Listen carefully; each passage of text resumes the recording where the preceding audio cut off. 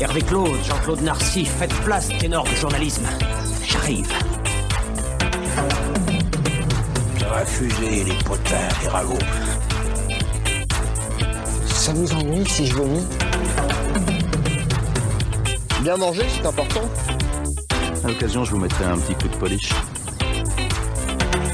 Vous êtes en train d'uriner sur ma voiture. Absolument. Et quand même, est-ce que je peux vous demander pourquoi? Parce que je pense pas que 2 trous du cul soient plus efficaces qu'un seul.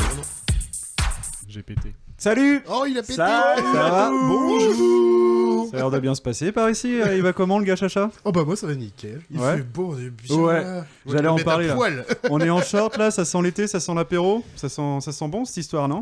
Ouais. D'ailleurs, je suis pas en short, je vais peut-être. Alors, attends, on va voir ça après. Par contre ça ne s'appelle pas un short, ça s'appelle un boxer ça. Et puis je sens qu'on va pas voir que le boxer du coup. Ouais. Pedro, il va comment? Bah, c'est bientôt l'été, il fait beau, il fait chaud. J'ai jamais été aussi malade de ma vie, je crois. Donc, Mais c'est quoi cette histoire de bronchite là du coup là? Qu'est-ce que tu... c'est une bronchite que veux-tu que je te dise. à cette saison. Ah, bah voilà, c'est ça. Et ta petite laine, tu l'as... Mais c'est parce que je sors un peu, tu sais, quand tu finis le boulot très tôt le matin, et ben je sors un petit peu éméché parfois, dans le grand froid, et puis un peu le cul à l'air. Et... Toujours sorti couvert, tu le sais bien. La bonne blague. Et Pépé, il va comment? Bah, il va très bien. Moi, je suis en pleine forme. Moi, Curieusement, t'es pas malade toi en ce moment. non, moi, je suis pas. Ah, t'as la jambe qui est quand même un peu Est-ce niquée. que t'as je suis pas malade, mais je suis blessé, terrible blessure. Oui, c'est quoi cette histoire de J'ai massage fait de jambes? un twister de l'extrême qui a même tourné. Et ça a claqué.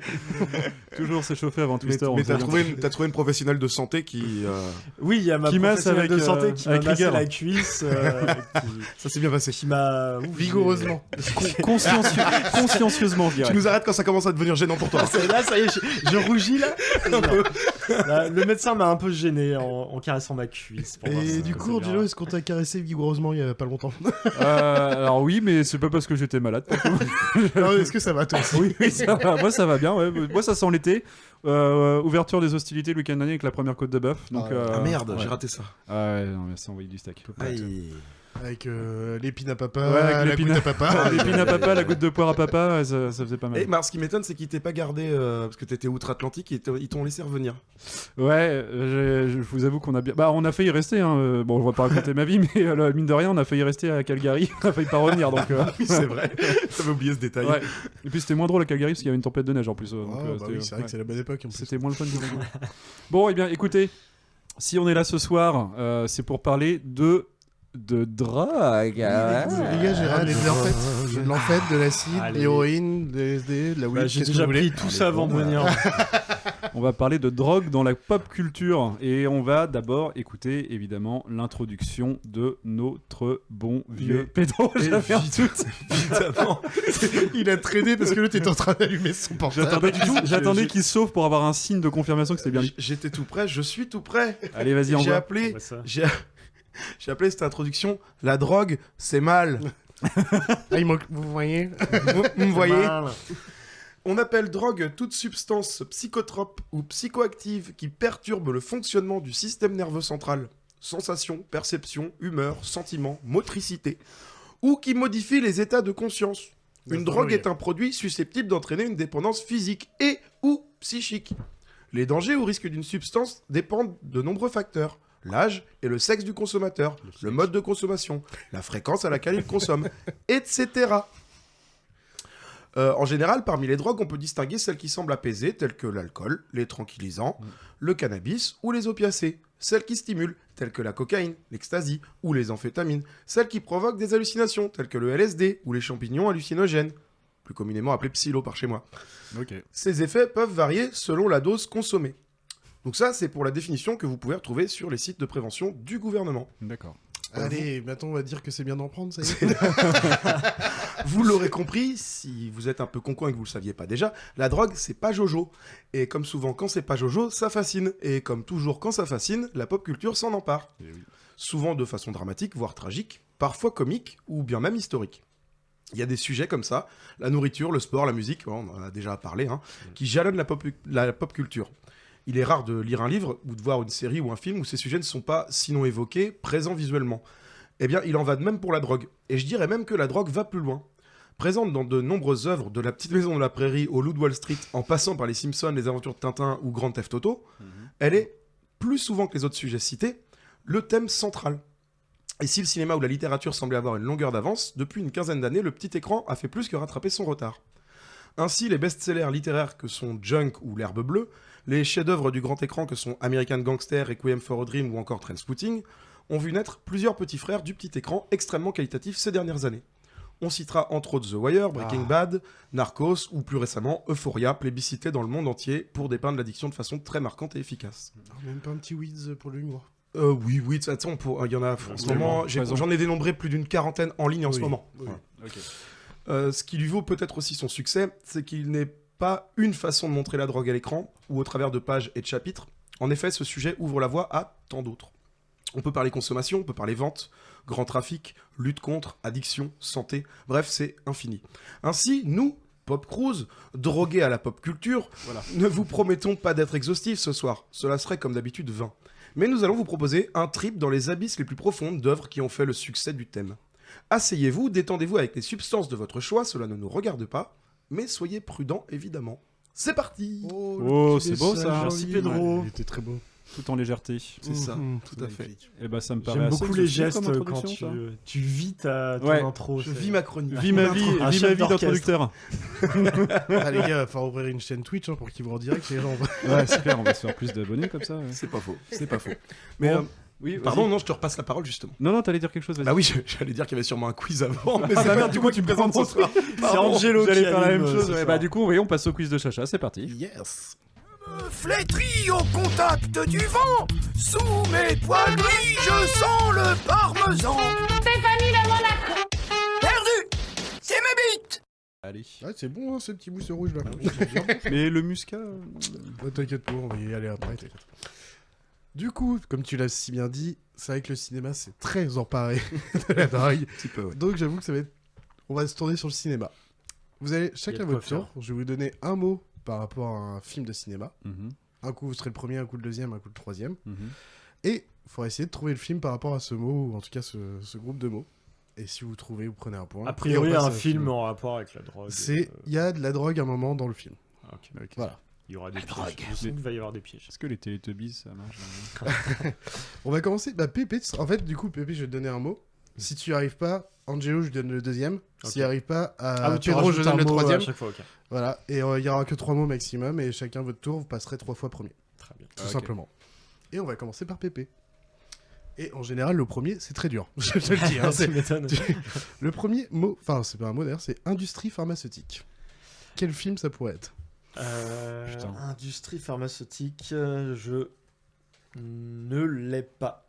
C'est pas grave. Je vais pas perdre de temps, je l'ai pas. Angelo, je vais te donner le deuxième, c'est NZT. C'était- NZT. Alors au début, moi je pensais à Raccoon Je l'ai. City et Resident Evil, mais c'est pas ça du coup. Je sais pas. Je suis une légende. C'était tenté. t'as- Ouais. Le troisième, Pedro. C'est limitless. Voilà. En plus, le troisième, c'était compétences illimitées. Limitless. Ah, dur. Un petit point pour Pedro. Avec Mr. Vas-y. Cooper. Ouais. Et Al Pacino. Non, pas du tout. Non, pas du tout. C'est pas un très très bon film. C'est pas un très bon film. Hein. Je vais pas dire C'est que pas spécialement mauvais non plus d'ailleurs. Il y avait pas, d'accord. un petit dimanche soir où t'as pris une grosse cuite le samedi. Exactement. Voilà. Tout à fait. On va commencer par Angelo cette fois. Allez. FBI. Oh putain, ça peut être tellement Le premier, il est cool. toujours dur. hein, je vous le dis. En général, si vous l'avez au putain. premier, vous êtes costaud. Ouais. Bad Boys. Eh ben, ça se tentait, mais c'est des flics quand même. Il n'y a pas trop de FBI, je Ouais. crois. Mais... Deuxième pour Pedro, Bourse. Putain. Le loup de Wall Street. Eh oui. Oh, je mais l'avais. sérieux. Putain, mais zéro moment je l'avais celui-là aussi. Ah bah après, Bah, que avec FBI, Bourse, c'est dur. avec Bourse, je l'avais. Peut-être qu'on est tombé, parce que souvent on est sur des thèmes cinéma que je Ouais. maîtrise pas trop par rapport à vous. Peut-être qu'on est tombé sur un thème que je maîtrise pas trop mal. un peu plus. C'était quoi ton troisième mot quand même? Le troisième, c'était Wolf. Clairement, c'était cadeau pour le troisième. En général, le troisième, tu le trouves. Enfin, si tu connais le film, c'est facile. Off Wall Street. Ok. Mon cher Pedro, premier mot, 400 miles. 400 miles. C'est vrai que je dis premier mot, mais groupe de mots des fois. Mais... 400 miles. Le truc des voitures là, comment ça s'appelle? Fast and Furious. Fast and Furious. Non. Deuxième pour Pépé, le mot, c'est Raoul Duke. Raoul Duke. Pas du tout. Y a rien. Ouais, je pense que ça doit être un des personnages, donc ça devrait me C'est ça. sauter. Ouais. Non, je l'ai pas. Putain, Et gars, je sais le pas dernier, du tout. Angelo, c'est Ouais. Lézard. Mais what? Oh, il a pas. Personne là, du coup. Non, attends, je- Pedro, il a quelque demande- chose, là. Je me demande. Non, j'allais dire une T'as bêtise. Non, j'allais dire une un bêtise. film avec des lézards dans un truc de drogue où ils en prennent beaucoup. Las Vegas Parano. Las Vegas les gars. Parano, ouais, c'est ça. Las Vegas Parano. Ah, Ouais, et à c'est l'origine, ça. ils vont à Las Vegas Pour voir les 400 miles pour de faire la- les 400 c'est- miles ouais, ouais, et c'est en ça. tant que journaliste. Ouais. D'accord. exact. Bah non, je l'avais pas dit. Exact. PP, Yes. Écosse. Trainspotting. Bam Bien Ouais, joué. Il est un peu donné. Ça, c'était- c'est beau. Après, c'était héroïne et après bébé. Ouais, tu l'avais. Ah là, c'est du bébé. Attention. Hop là, je te mets Tellement quand même bon, ton ce petit film. point, PP. Mon cher Angelo, Ouais. horticulteur. What? Ah, je sens que je vais me manger Fanny là sur celui-là. Je sais pas moi. Après, tu as Spirou à la campagne. ça se tentait. Ouais. C'est un peu psychédélique en vrai. Ouais. Mon cher Pedro, le deuxième mot c'est pick-up. Putain. Attends, c'était quoi le premier? Horticulteur. Horticulteur. Bad Boys. Non. Et le troisième c'est Anne/jument. Putain, même le troisième, je l'ai pas. La hein. mule. Anne/jument. Le secret de Brokeback L'homme Mountain. qui murmure avec des chevaux, j'en sais rien. Ah, c'était la mule. Oh bon, non, je Désolé, t'aurais dû me le piquer parce que Parce qu'il l'a dit en plus. parce que je l'ai dit. Ah merde. Ouais, j'avais pas percuté que t'avais Que pas. l'enfant Pardon. d'un âne et d'une jument, c'est une mule. Ah oui. Eh ouais. L'enfant de J'étais Brokeback sur Mountain. Anne le prénom et du coup Ah. je comprenais plus. Ah oui, ça se tient. Mon cher Pedro, Ah bon Taïwan. Oui, c'est vrai. Taïwan. Ah, je l'aurais peut-être celui-là. Taïwan. Ah non, je l'aurais pas en fait, je confonds des pays. Taïwan. Oh, attends, est-ce que. Non, bah, J'en ai les anges plus, gardiens. Mon cher, À quoi je l'attends? mon cher Pépé, j'ai envie de te dire, en deuxième mot, je te dis cerveau. Parce que moi je me disais peut-être Very Bad Trip 2. Bah oui, mais c'est la Thaïlande, c'est pas Taïwan. Ah, C'est merde. pas- Je pensais à la même chose que toi, Ouais, mais. C'était pas loin, mais ouais, non. Et mon cher Angelo, en dernier, je te dis clé USB. Ah putain, donc je savais que c'était. Putain!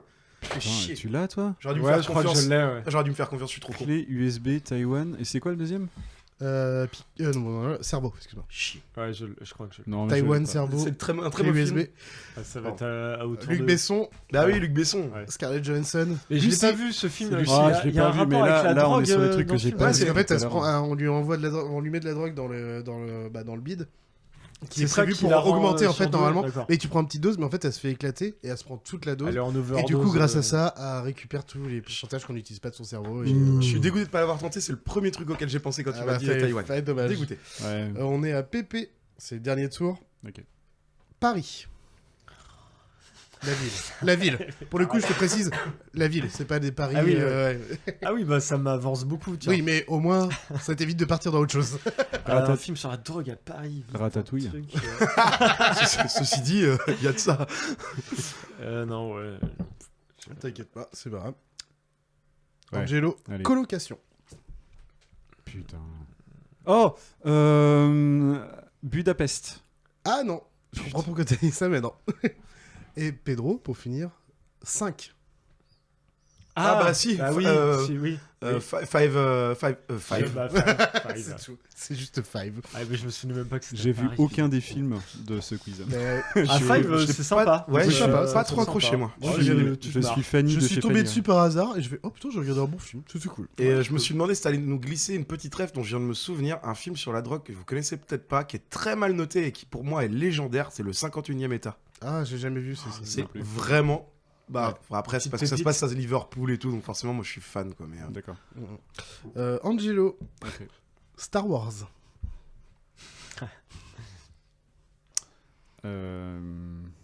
Attends.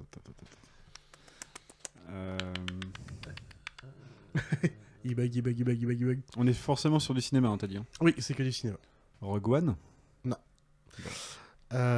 Pedro, Jungle. What C'est putain, chaud. j'ai un trou. Excuse-moi, attends, ça va revenir. Ça commence par un D. Oh. C'est un film. Human Traffic. Ça commence bien par un D. C'est pas un H, c'est un H. Human Traffic. C'est Human Traffic, ouais. Et Oh là le là. dernier, c'était la stratégie du spliff.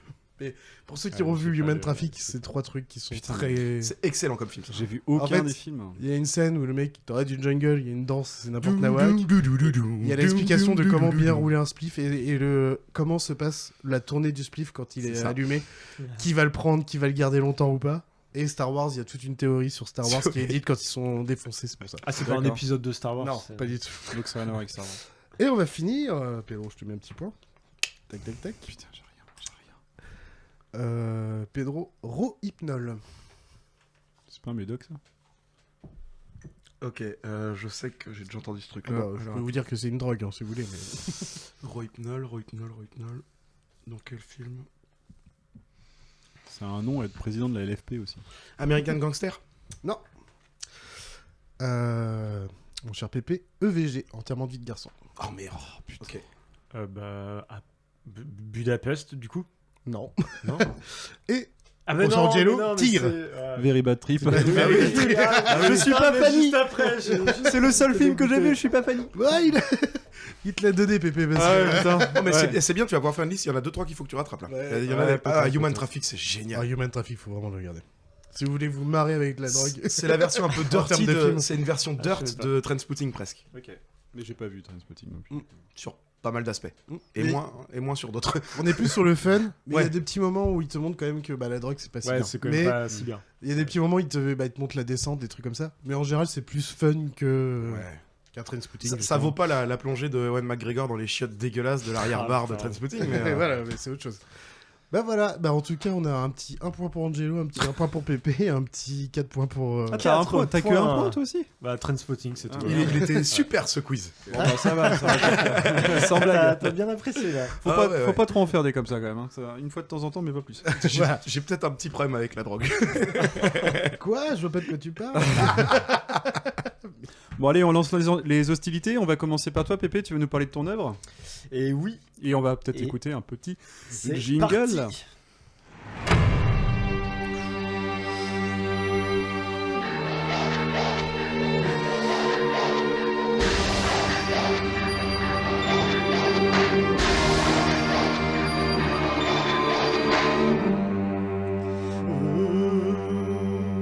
Ambiance dramatique. Ils sont bons.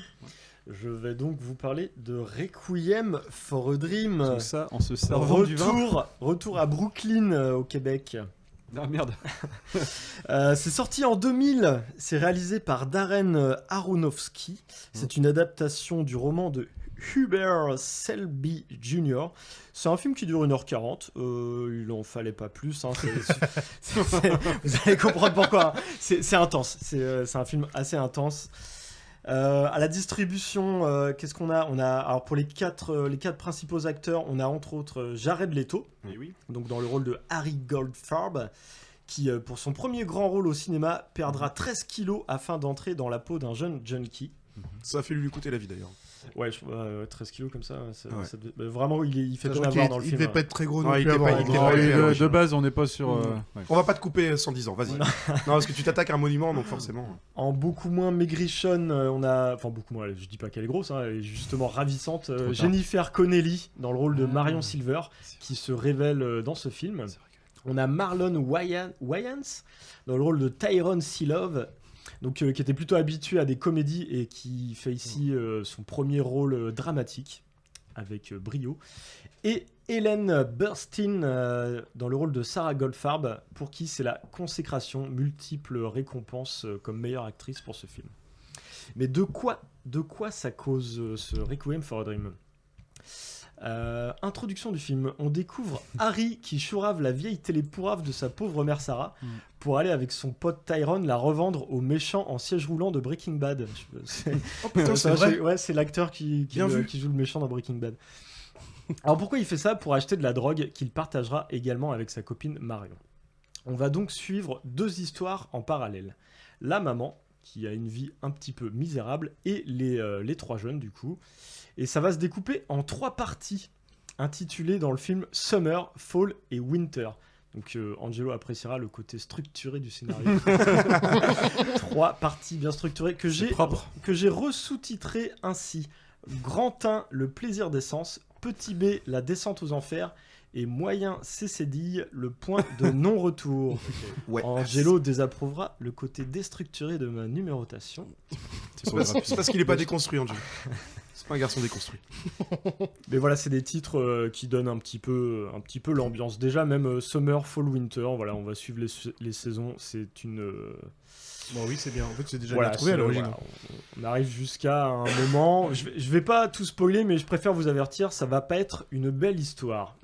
Je commence un petit peu, je vous raconte un petit peu le début. Donc le plaisir d'essence, ce que j'ai appelé le plaisir d'essence, c'est l'été. Ils sont beaux, ils sont jeunes, ils s'amusent, ils font l'amour et ils se droguent. Ils rêvent d'un gros plan pour se faire un max de blé et de cam, acheter, couper, revendre. Tout est organisé, ça va bien se passer. De son côté, la maman Sarah vit seule, mais a ses copines pour faire bronzette dans la rue, elle adore regarder la télé. Elle est heureuse, elle a été sélectionnée pour passer dans son émission favorite. Elle veut être belle dans sa robe rouge que son mari aimait tant. Il faut juste qu'elle perde quelques kilos. L'émission, c'est pas une sorte de juste prix ou je sais plus quoi. C'est pas ça, mais c'est pas. On sait pas exactement le but du jeu, mais ouais. En gros, t'as un présentateur qui, avec toute une foule, un peu comme au juste prix, Ouais, où t'as la avec qui plein de gel et participe puis, voilà, un costard coloré et plein de gel, quoi. ça a plein de lumière, ils sont beaux, des paillettes, elle adore ça, et elle reçoit un appel comme quoi elle a été sélectionnée. Donc tout va bien dans leur vie, voilà, ils vont se faire de la thune en achetant de la drogue, en la revendant, ils vont pouvoir se calmer, ils sont heureux. Sauf que voilà, ça tourne mal. Aucun bémol. Assez rapidement, le film va mal tourner. Donc déjà, leur premier plan avec les dealers, Tyrone va se retrouver en tôle. Là, ça arrive assez rapidement dans le film. Hein. C'est pas vraiment du gros spoil, mais ça donne un petit peu l'ambiance. Donc il va falloir payer une caution qui va les mettre à sec. Harry commence à avoir des petits problèmes à force de piquer dans le bras. Il a une petite infection qui lui fait pas du bien. Du coup, il commence à se retrouver en manque de drogue, en manque d'argent. Et du coup, a priori, les charmes de Marion semblent être le seul atout pour se redresser dans cette galère. Est-ce que je peux t'interroger une seconde ? Est-ce que tu peux rappeler l'année de distrib du film ? 2000. 2000 tout rond. 2000. C'est incroyable comment ça Il y a a pas trop vieilli, en plus. 22 ans. Ok, c'est juste pour contextualiser. Ok, merci. De son côté, Sarah attend chaque jour impatiemment l'arrivée du facteur qui lui apportera le courrier avec la réponse et la date de son passage à la TV. Elle commence à prendre des comprimés, dont des coupes-faim. Elle boit beaucoup de café, beaucoup de café. Elle ne respecte plus les doses des comprimés. Elle commence un petit peu à avoir des hallucinations.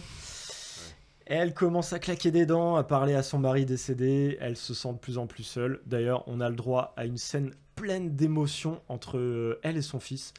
Je pense que c'est peut-être cette scène qui lui vaudra de multiples récompenses. Clairement, c'est vrai que cette scène est très belle.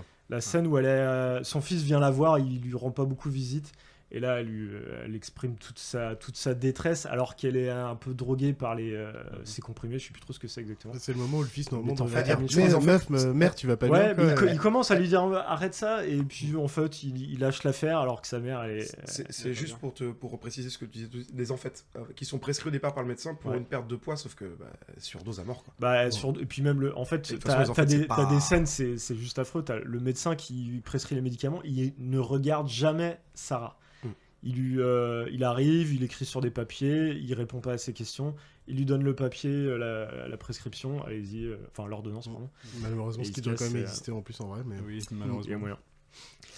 Et petit à petit, on arrive donc à... Voilà, je zappe quelques détails quand même, c'est à vous de le découvrir. On arrive petit à petit à l'hiver, donc le point de non-retour.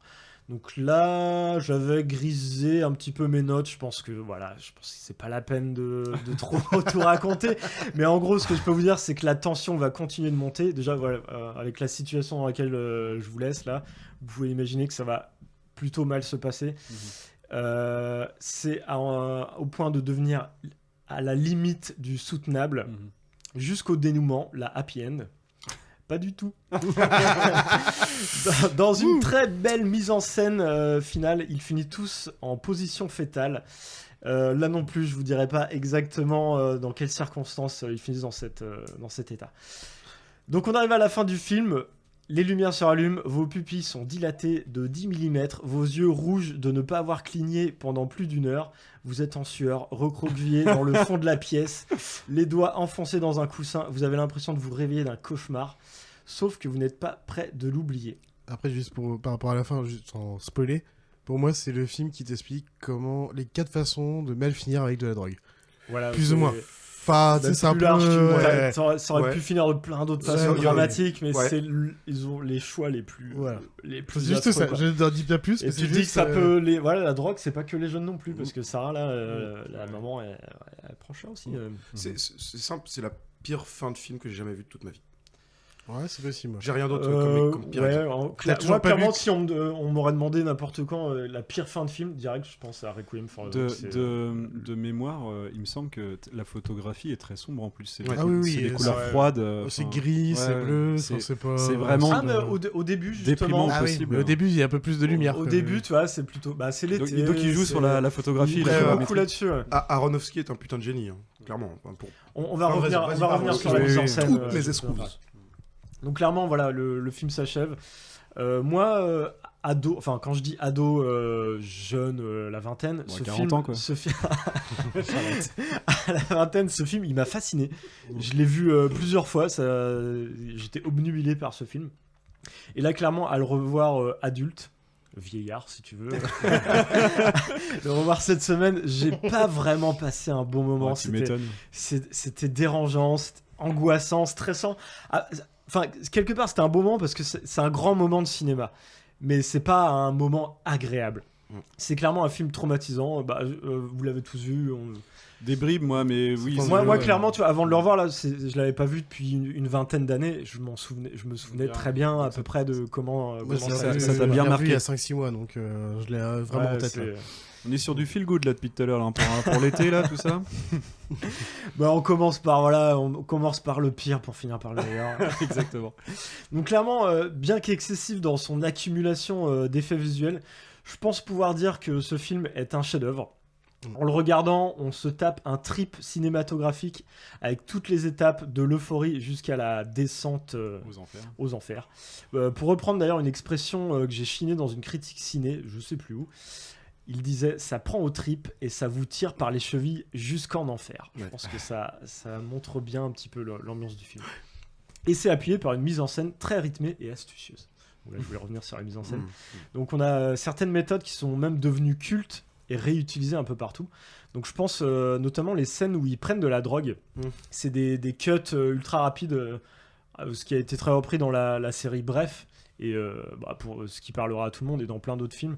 Donc, et là du coup en fait c'est un petit peu un tuto de l'extrême de comment prendre de la drogue, mais en une seconde, comment prendre de l'héroïne, comment prendre de l'ecstasy, de la cocaïne, du cannabis. C'est des cuts très très très rythmés. Mais ils utilisent aussi ça pour la maman du coup qui est scotchée à sa télé, qui prend des repas de plus en plus ridicules. T'as beaucoup de scènes comme ça avec plein de cuts, et je pense donc du coup que ça vient de ce film, cette mode. Je te confirme. S'il y a beaucoup de coupes, ça fait un rythme très rapide, alors j'imagine. En fait, c'est vraiment en une demi-seconde. Oui, d'accord. Tu vas avoir plein d'images qui s'enchaînent. Par exemple, on va prendre un truc classique, cannabis. Tu vas avoir une image d'un mec qui est en train de défriter son shit. L'image suivante, il est en train de rouler sa clope. Moi, je ne sais pas du tout comment on roule.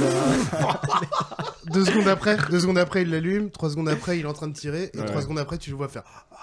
D'accord. Et quand tu dis 3 secondes, c'est énorme. C'est plutôt 3 millisecondes. En une seconde, t'as eu tout ça, quoi. Voilà, avec des effets sonores, et tu comprends. En une seconde, t'as compris ce qui venait de faire. T'entends vraiment très fort le. Voilà, les effets comme ça. T'entends vraiment les trucs comme ça. Et du coup, par exemple, t'as une scène comme ça où ils sont en train de se piquer. Donc, tu le vois, tu vois la seringue qui se vide. Tu vois des cellules en train de s'activer. Tu vois souvent les pupilles se dilater. Ça fait un petit bruit là. Et puis hop, la scène juste après, ils sont là en train de complètement percher, en train de danser. Et je te confirme que c'est une invention de Darren Aronofsky qui a été reprise pendant tout le début des années 2000. Ce qui fait qu'après c'est devenu un peu lourd, mais à l'origine ça vient de lui. Mais du coup après ça a été repris parfois avec humour, parfois un peu lourd parce qu'on c'est vu et revu. C'est ça. Mais ça venait de là, et il l'utilise beaucoup dans ce film d'ailleurs. Mais il n'y a pas que ça, il y a aussi des scènes assez marquantes où on a la caméra qui est sur une perche fixée à la ceinture de l'acteur, braquée sur le visage de l'acteur. Je sais pas si vous voyez ce que je veux dire. Du coup, il y a l'acteur, par exemple, il y a un moment, il y a une scène juste après une fusillade, un acteur qui est en train de prendre la fuite et la caméra elle est braquée sur son visage, mais la caméra elle est fixée à son corps. Et du coup, ça fait des scènes assez vraiment originales où tu t'es vraiment dans le feu de l'action. Tu le sens en plus, t'entends le. Tu as l'impression d'être collé à lui et il est dans l'action. Et t'as une scène un peu moins action où c'est du coup un des personnages qui sort. Qui vient de vivre un moment assez dramatique. Elle est en train de marcher, c'est fixé sur son visage. Elle joue très très bien d'ailleurs à ce moment-là. Et elle sort, elle est traumatisée, elle finit par vomir limite sur la caméra. Enfin voilà, t'as des scènes qu'on a revues aussi assez souvent au cinéma et je pense que ça vient de là. Ça, je suis pas sûr aussi, mais après en même temps, en tout cas très bien réalisé à ce moment-là. C'est ça qu'on a une Steadicam, on appelle ça. Ah oui, voilà. Et d'avoir ça, en même temps, dans les années 2000, en termes de technologie, ça va être dans l'époque. C'est peut-être pas les premiers, mais ce qui est intéressant, c'est qu'il a utilisé la contre, parce que c'est du POV, mais c'est utilisé en contre-plongée. Et je suis pas sûr que ça a été fait avant. Alors la Steadicam, par contre, c'est vieux. C'est les premiers films, c'est Shining avec. mais c'est l'angle. Ouais, mais pas cette utilisation. C'est l'angle qui change. Ce cadrage. La Steadicam sur l'acteur, oui. Voilà. Donc voilà, d'autres scènes aussi qui marquent un petit peu dans le film, c'est ces caméras au plafond qui remontent en tournant tranquillement au-dessus d'une scène de sexe ou alors au-dessus de deux camés qui sont allongés. Enfin, ça fait de très belles images. Et aussi, dernière petite scène qui m'ont marqué, c'est ces plans au ralenti, mais avec un arrière-plan en accéléré ou inversement. Pour bien marquer ces personnages qui sont du coup qui sont drogués, déconnectés, complètement déconnectés, qui perdent contact avec le réel. Donc voilà, plein de petites idées. On a vraiment une réalisation originale et virtuose. D'accord. En fait, ma question, j'allais te poser, je la pose maintenant avant que j'oublie, mais je l'ai pas vu adolescent parce que c'était à cette époque en plein justement dans ce phénomène, tout le monde l'avait vu, tout le monde en parlait tout le temps et ça me saoulait. Et par rapport aux bribes que j'avais vu, en fait, j'ai l'impression que ça faisait beaucoup trop dans le pathos. Et c'est pour ça que je dis non, c'est. On peut pas dire dans le pathos en fait. C'est dans le drama plutôt. Non, parce que le pathos, ça voudrait dire que tu les plains. À aucun moment, moi, j'ai d'empathie pour ces gens. Ah non, tu les plains pas. Hein. Tu les vois juste. Ils font des conneries. Tu les vois faire des conneries, des choix absurdes. Non, mais faites pas ça. Après, tu comprends leur choix. C'est pas absurde. Il y a une cohérence dans le scénario. Mais il n'y a pas du coup, genre, ça cherche pas de l'apitoiement. Non. T'imagines la caricature du mec qui a été drogué et camé et en fait qui est tombé dedans, mais parce qu'il a fait des choix des fois de merde en fait, voilà. Et c'est exactement ça. Tu les suis, mais tu les comprends quand même parce qu'ils ont pas des vies faciles et tout machin. Mais en même temps, tu fais, c'est un peu de leur faute aussi. Enfin, tu vois, c'est un peu entre les deux, quoi. T'es là toujours entre. Ils font le choix de la facilité tout le temps. Mais c'est pas dans le pathos. Ils sont dans la merde. Ils ont un choix facile qui se présente à eux et ils foncent dedans et sans calculer les risques derrière. Bien sûr, je voulais vous parler de la musique. Donc, à l'exception de 2 morceaux du groupe de Moonrats, on doit la bande originale à Clint Mansell, ancien chanteur-guitariste reconverti en compositeur de musique de film. Donc le thème principal, vous le connaissez tous. Moi, ce thème, je l'avais découvert en version orchestrale dans la bande-annonce du Seigneur des Anneaux, Les Deux Tours, en 2002. Écoutez cet extrait. Ah ouais ? Exact. Vous connaissez le chemin du Mordor ?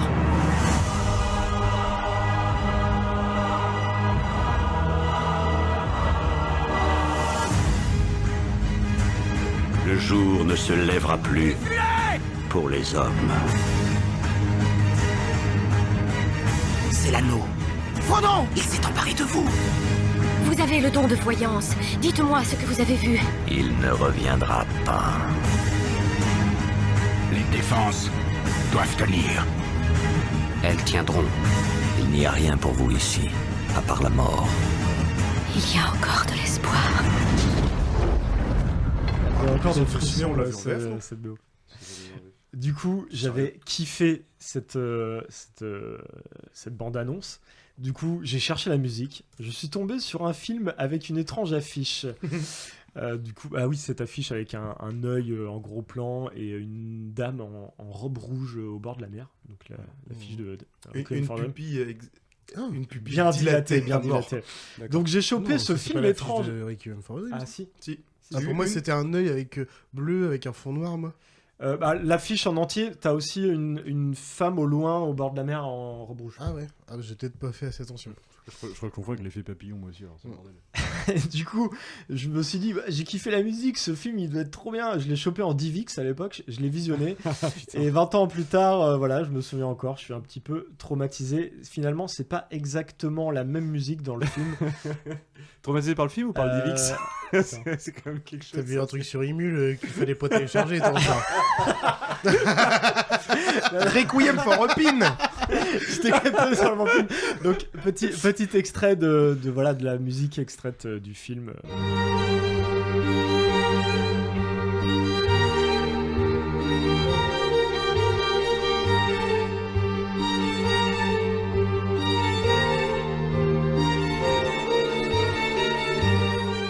Ce petit violon, voilà, ça donne aussi des frissons, mais c'est pas les mêmes frissons. Puis il y a une montée.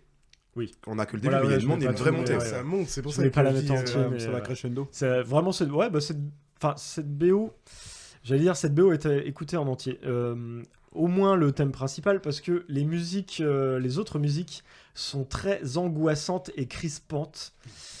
Du coup, j'ai décidé de pas mettre d'extrait parce que ça ruinerait l'ambiance joviale et bon enfant de ce podcast. Oh bah. Non, clairement, les autres musiques, c'est écoutez, mais c'est. En fait, du coup, tu vois, je me rappelle même plus, et peut-être parce que en fait, c'est déjà angoissant. En fait. Elles sont toutes représentatives. Rappelle-toi de la scène finale avec la maman. C'est même plus de la musique, c'est des sons stridents qui. Ouais, mais pour moi, en fait, tu vois, je les mettais même pas comme de la musique, quoi, limite. Bah, ça reste, il y a quand même une mélodie derrière, mais c'est. Ça reste un truc ça reste un travail de compositeur, quoi qu'il arrive. Ah ouais, clairement. Ouais. Bah, en fait, ça te fait passer des émotions. C'est comme le Kinvey. C'est pas une petite musique que tu vas pas écouter ça en allant faire un petit footing, tu vois. C'est trop bizarre. Alors qu'ils auraient pu mettre un petit Kinvey. Tu finis dans la Loire après ton footing. Non, je veux dire, c'est pas de la musique, mais c'est un truc d'ambiance, quoi, c'est ça. Bonne ambiance. Ambiance. Mademoiselle Valérie. Mais elle ne veut pas. Et ça y est, monsieur Bobo. Ça t'aura tellement pas. Ah putain. Désolé avec mon vite fait pour finir sur la musique, j'ai pas retenu d'autres bandes originales aussi cultes que celle de Requiem for a Dream dans la filmographie de Clint. En revanche, côté jeux vidéo, il en a fait qu'une, et c'est celle de Mass Effect 3. Ah ouais. Et moi je l'ai pas fait, mais je crois qu'Angelo t'as surkiffé la bande originale. Mais on fait référence à un autre épisode du Pop Cruise. Oui, allez l'écouter vite. Et elle le réécouter plusieurs fois sur toutes les plateformes. Donc voilà comment conclure ce film. C'est probablement la meilleure publicité de prévention contre les drogues. Clairement. Le message du film est clair. Charlie. Ok, bien comme je vous le disais, se droguer c'est mal. Il faut pas vous droguer. Si vous vous droguez, c'est mal. Parce que la drogue c'est mauvais, voyez. C'est mal de consommer de la drogue, alors ne vous droguez pas. Aucune drogue, voyez, parce que c'est mal. La drogue c'est mauvais, voyez. Voilà, c'est à peu près la morale, mais bon, il y a plein d'autres choses intéressantes dans ce film.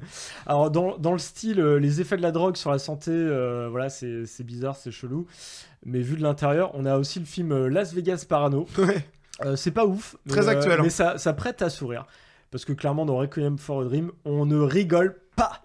On a les dents serrées tout du long. Et ça, même dans le registre des films d'horreur, il y a peu de films qui parviennent à retransmettre les émotions que l'on ressent devant Requiem for a Dream. Tu as dit tout à l'heure que ça appartenait même au registre de l'horreur quand tu l'as revu. J'hésite à le classer dans les films d'horreur. Ouais, je suis assez d'accord. Sur pas mal d'aspects, ouais. Mais en fait, mais à la manière dont tu le décris, les codes correspondent pour moi. En fait, c'est que je trouve que non, je trouve que c'est pas les codes de l'horreur. Aronofsky, c'est pour ça que j'arrive pas trop à le classer dedans. Aronofsky, c'est son grand délire de faire ça. Vous avez sûrement vu Black Swan. Eh oui, c'est vrai que il aime beaucoup tendre, tu vois, vers ce côté très dark, très sombre, à la limite du surnaturel. C'est exactement la même chose, c'est que la partie psychologique, donc qui est plus vers la mère, dans le cas de Requiem for a Dream, les scènes avec elle où elle pète des câbles, là c'est la partie horreur en fait. En fait, avec les autres, c'est surtout la prestation de j'ai oublié son nom.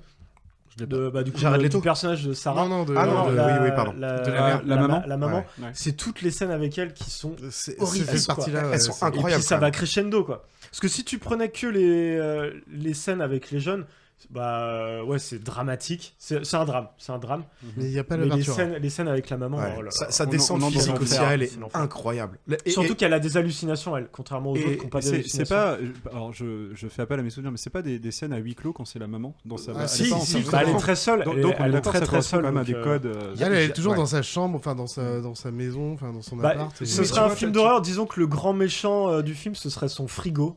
Ouais, mais grave. Elle a des hallucinations sur son parce que du coup elle a terriblement faim et elle hallucine sur son frigo. Au bout d'un moment il commence à bouger. Enfin, c'est vrai qu'en fait on dit qu'elle prend les trucs, mais tu l'as peut-être pas dit, mais c'est que le but c'est de maigrir pour rentrer dans sa robe qu'elle avait il y a 20 ans, 30 ans. Ah oui, donc le projet est ambitieux. Et enfin clairement, je trouve que Aronofsky c'est vraiment un maître pour ça, tu vois, de réussir à flirter un peu. Mais là où je trouve que tu te décolles un peu du style de l'horreur, c'est que t'as pas de jumpscare par exemple. T'es jamais de faire tu sursautes pas, tout ce qui vient en fait tu peux le voir venir, ça te dégoûte, ça te débecte, mais c'est pas inattendu en fait. Oui, c'est pas l'objectif n'est pas d'effrayer. Dès le début du film, tu sais que ça va mal finir, tu sais à quoi t'attendre. Ouais. C'est pas du cheap thrill. Sauf que il y a un moment tu te dis mais non là ça va s'arrêter et non ça continue, c'est de pire en pire. En fait, il est pas là. Requiem for a Dream, c'est la fin de leur rêve en fait. Les trois gamins, c'est de se faire de la thune et de vivre bien leur vie avec la drogue, ça part mal. Elle, c'est d'aller à la télé et tout parce que sa vie de familiale, c'est pas mieux. Enfin voilà. D'être vu à la ça part en cacahuète. En vrai, moi du coup, parce que c'est la seule fois qu'on va parler de cinéma au niveau drogue là. Mais pour moi, t'as les 4 films à regarder. Donc t'avais Requiem for a Dream. On va les faire du plus drama au moins drama. Trainspotting à voir absolument. Human Traffic, qui est entre le drama et l'humour. Et après, t'as Oh-I. Que tu veux tu veux de la pure humour. Bah, si tu veux de l'humour, c'est. Je valide ta liste à 100%, mais entre chaque film, je peux t'en rajouter 10 en fait. Ah oui, non, mais je te dis 4 que si les gens n'ont pas vu, franchement, en termes de drogue, c'est quand même des classiques à voir quoi. Ouais. J'en ai vu aucun, mais alors pour le coup, c'est vraiment sur les effets de la drogue quoi. Parce que si tu parles sur le trafic de drogue, de drogue, il y en a. Par exemple, dans le quiz, j'avais parlé de Very Bad Trip. Non, ils en prennent et puis voilà. Mais c'est pas sur la drogue non plus quoi. C'est vraiment ça parle de drogue. Juste pour lancer le scénario de la drogue. Trop drôle. Bon, voilà. Merci bien Pépé pour cette chronique rafraîchissante. Et puis en plus, tu me mets un peu dans la mise parce que la mienne elle est pas beaucoup plus légère, donc désolé les copains. Bah vas-y, on voit le jingle. Allez, let's go.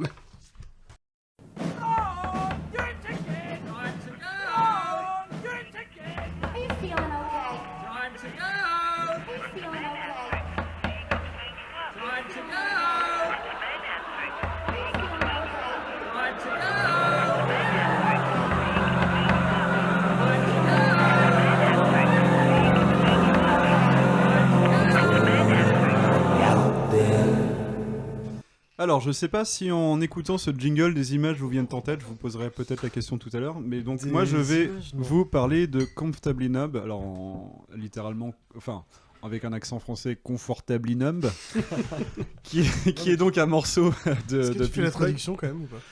Alors, on pourrait dire confortablement. Alors, littéralement, ce serait confortablement engourdi. Ouais, mais pas littéralement, on dirait bien engourdi en fait. Donc voilà, c'est un morceau de Pink Floyd que je vais vous parler. Alors là, je reviens sur mes fondamentaux, je vais vous le faire en 3 parties les copains. Je vais d'abord vous parler du concept de The Wall. Je suis obligé de contextualiser par ça, et c'est pour ça que je vous demandais si vous aviez des images qui vous venaient en tête, puisque c'est en lien avec... vous allez voir quoi. Je l'ai pas vu moi. Ah merde, bon, bah, on va parler quand même. La deuxième partie, ça va être évidemment le ou les liens avec la drogue, et donc quelle est l'histoire de ce morceau. Et pour enfin finir sur la structure et l'analyse, bref, pourquoi en parler. Alors, Comfortably Numb, quelques données pour commencer, pour vous donner du contexte. Donc c'est un morceau de 6 minutes 21, donc c'est relativement long, du groupe progressif Pink Floyd, donc rock progressif, juste pour rappeler à nos auditeurs les moins au courant de la musique en règle générale. Donc le rock prog, c'est un courant qui est plus instrumental et expérimental, héritier du rock psyché, empruntant au jazz et au classique leur technique musicale et instrumentale. Et donc c'est un morceau qui est tiré de l'album The Wall, qui est sorti en 1979. Il s'agit donc de leur 11e album. C'est également un morceau qui est sorti en single. C'était déjà le 11e. Et oui, c'était déjà le 11e. Et c'est également sorti en single d'ailleurs. En 1980, alors seulement au Royaume-Uni et aux États-Unis, donc en France on n'a pas eu de single pour ça, avec en face B Hey You, considéré comme un des morceaux les plus célèbres du groupe, notamment pour son solo final. Et donc, le dernier petit fait intéressant que je vais développer juste après. Donc c'est un morceau composé par David Gilmour, donc qui est le chanteur-guitariste, mais les paroles sont écrites par Roger Waters, qui est le bassiste. Et c'est une dualité qu'on va retrouver dans sa structure. Donc, le concept de The Wall. Je vous pose la question, c'est quoi The Wall, les gars? Un mur. C'est un mur. Bien. Est-ce que... Ah, c'est le mur, excuse-moi. Et ça dit qu'on n'a pas besoin d'éducation. Non, pas du tout. Pour une des chansons, non, mais si tu veux. Je faisais le lien avec ce que tu voulais dire. Je veux dire, ok, d'accord, oui. Pour une des chansons, oui. Bon, la question, est-ce que vous avez déjà écouté l'album? Ah oui. Je pense que mon père a tous les vinyles première presse de l'époque. Est-ce que c'est un oui, du coup? C'est un énorme oui. Est-ce que vous avez vu le film? Oui. Non, aussi. par contre, j'ai pas vu. Très bien. Pas vu. Ok, d'accord. Ça m'intéressait pas trop. Eh ben, c'est très bien, je fais le ricochet. Donc, pour vous rappeler brièvement le concept artistique très complexe de cette œuvre culte, il s'agit d'un grand projet en 3 volets. Le premier étant l'album lui-même, donc à la fois un album concept et un opéra rock. Le deuxième étant sa représentation sur scène, donc sa scénographie, quelque chose de très cher à Pink Floyd. Et le dernier étant un long métrage partageant la même histoire que ce que l'album compte à l'auditeur. L'histoire, justement, dans les grandes lignes, il est question de Pink, une rockstar en pleine dépression qui se perd dans ses pensées, dans les souvenirs traumatiques de son enfance, la mort de son père pendant la Seconde Guerre mondiale par exemple, et dans ses hallucinations liées à la drogue et à l'alcool, et qui, suite à la pression qui ne redescend plus et à la découverte de l'infidélité de sa femme, pète un méga câble dans sa teuté et décide d'ériger un mur, dans sa teuté toujours, qui l'isole du monde extérieur. En gros, le type devient fou et schizophrène. Donc voilà, désolé les gars, je relève pas l'atmosphère de PP depuis tout à l'heure. Pas des masses. Il faut noter que cela s'inspire de la vie tragique de Syd Barrett. Donc il y a une part de réalité, si vous voulez, dans cette histoire. Syd Barrett, qui est l'ancien membre du groupe de Pink Floyd, pour vous rappeler brièvement l'histoire pour les auditeurs qui ne seraient toujours pas au courant, ainsi que l'enfance de Roger Waters et de sa notoriété de rockstar planétaire qu'il essayait de gérer lorsque Pink Floyd était à son zénith. Je reviens brièvement sur Syd Barrett, donc qui était le membre originel du groupe, qui avait fondé le groupe et qui est devenu fou suite à la prise de trop de LSD. C'est d'ailleurs le fait qu'il quitte le groupe, c'est ça qui fait que le groupe passe de rock psyché un peu jazzy à rock prog et la notoriété qu'on lui connaît par la suite. Syd Barrett, c'est le mec qui était capable de jouer la même note pendant 10 minutes pendant les concerts, tellement il était perché. Qui fait une note et il a joué. Exactement, voilà. Et les gens étaient... avec les accompagnements autour qui faisaient que... et les gens étaient fascinés à cette époque-là. Putain, le génie, voilà, c'est un dingue. Les gens étaient fascinés. Ils étaient défoncés aussi, c'était pour ça. Donc, les liens avec la drogue et l'histoire du morceau, justement, le lien. Donc, comme demandait Chacha, comfortably numb, en fait, le sens, ça veut dire confortablement engourdi, littéralement. Donc, chaque morceau, pour en revenir à l'album, chaque morceau développe un thème en lien avec l'histoire. Et dans le cas précis de ce morceau, Pink est retrouvé inerte dans sa chambre d'hôtel par son agent et ses roadies. C'est ce que vous entendez dans le jingle, en fait. Vous entendez quelqu'un qui frappe à la porte. Est-ce qu'il y a quelqu'un ici? Vous imaginez à ce moment-là, Pink est en train de comater littéralement sur son fauteuil. Donc, paniqués, ils font appel à un docteur, point d'interrogation. Ça me fait penser au début d'une musique de Michael Jackson. T'as quelqu'un qui frappe à la porte. Ah oui, avec Michael Culkin. Exact. Oui, bien sûr. C'est Black or White. C'est Black or White. Je pense que c'est pas le même symbolique derrière. Il va falloir qu'on se regarde celui-là. Ouais. Donc paniqués, ils font donc je répète juste pour bien vous redonner le contexte. Donc il est retrouvé dans sa chambre d'hôtel par son agent et ses roadies. Donc paniqués, ils font appel à un docteur, un secouriste, un type douteux avec une seringue qui lui injecte une substance qui va plus ou moins... On est toujours sur Michael Jackson. Qui va plus ou moins lui faire reprendre ses esprits et le remettre sur pattes pour le show qui est imminent à venir. Ou pas, tout en majuscule, parce que évidemment c'est pas comme ça que ça va se passer. Bref, son contact avec cette substance va compléter son état de démence, mais la suite, je vous laisserai la découvrir et ou l'écouter si vous n'avez pas écouté déjà l'album. Donc, on en vient maintenant à la structure et à l'analyse. Pourquoi en parler ? Ce qui fait la force de ce morceau, c'est la dualité qui l'habite, comme je vous l'ai dit plus tôt. L'aspect conflictuel derrière sa construction. À cette époque, donc, Waters veut déjà, c'est déjà un mégalomane, désolé, mais il veut déjà que le groupe lui appartienne. C'est-à-dire qu'il veut son nom sur tout. Il veut tout superviser et que tout soit à son nom. Quand le producteur Bob Ezrin lui demande de reconsidérer la démo de Gilmour, Waters accepte, mais il écrit ses paroles par-dessus, juste pour mettre son nom, pour faire chier, en lien avec une expérience antérieure lors de la tournée de 77 à Philadelphie, quand on lui injecta un tranquillisant pour calmer une douleur vive et lui permettre d'aller sur scène derrière. Il y a donc 2 coups de crayon qui peinent à trouver concorde dans ce morceau. Il y a Gilmour qui souhaite un morceau clairement rock avec des éléments plus lourds, là où Waters cherche quelque chose de plus instrumental et orchestral. L'histoire raconte qu'ils se sont pas mal frités sur ce morceau et bien longtemps. Alors je vous passe les détails, mais apparemment ça a carrément mis un coup d'arrêt sur la prod de l'album, ils ne pouvaient pas s'entendre. Donc déjà ça a donné un petit aperçu de l'ambiance du groupe à cette époque-là. Faute de mieux, ils arriveront à un compromis. Un peu d'orchestral pour l'aspect contemplatif, aérien et rétrospectif de Pink, un peu d'électrique pour les solos qui ajoutent à la dramaturgie de l'histoire et de la décision d'en finir avec le monde en sombrant dans la folie. Bref, tantôt un couplet en B mineur, tantôt un refrain en D majeur, sa tonalité relative, des couplets où le médecin, entre guillemets, s'adresse à son patient. Ohé, est-ce qu'il y a quelqu'un ? Hochez la tête si vous m'entendez. Extrait numéro 1.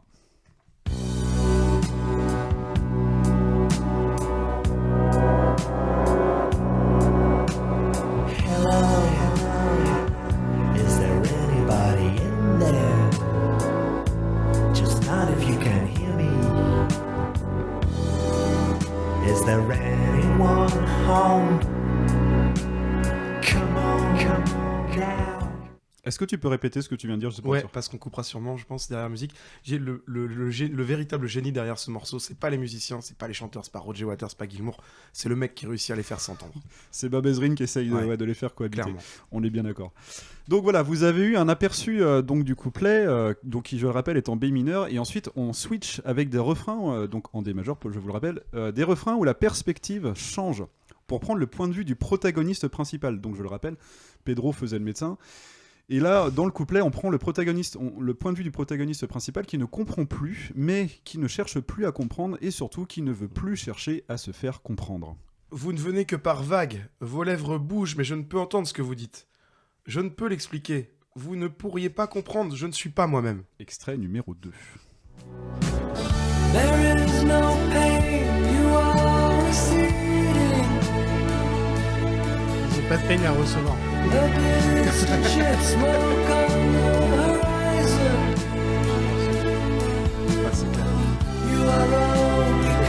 C'est planant.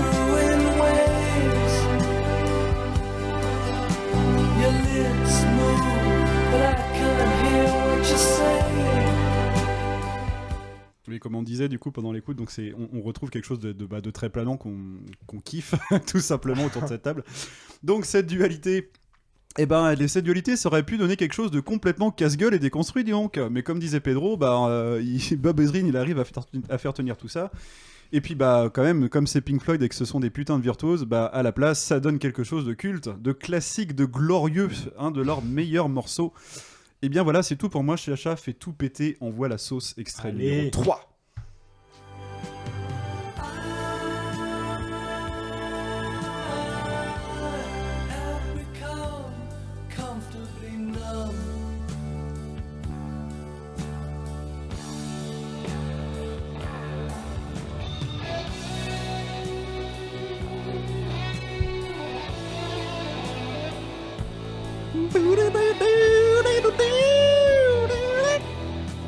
Bon, j'ai laissé tout le solo, hein. on peut baisser si vous voulez, les gars. Faut que je vous raconte.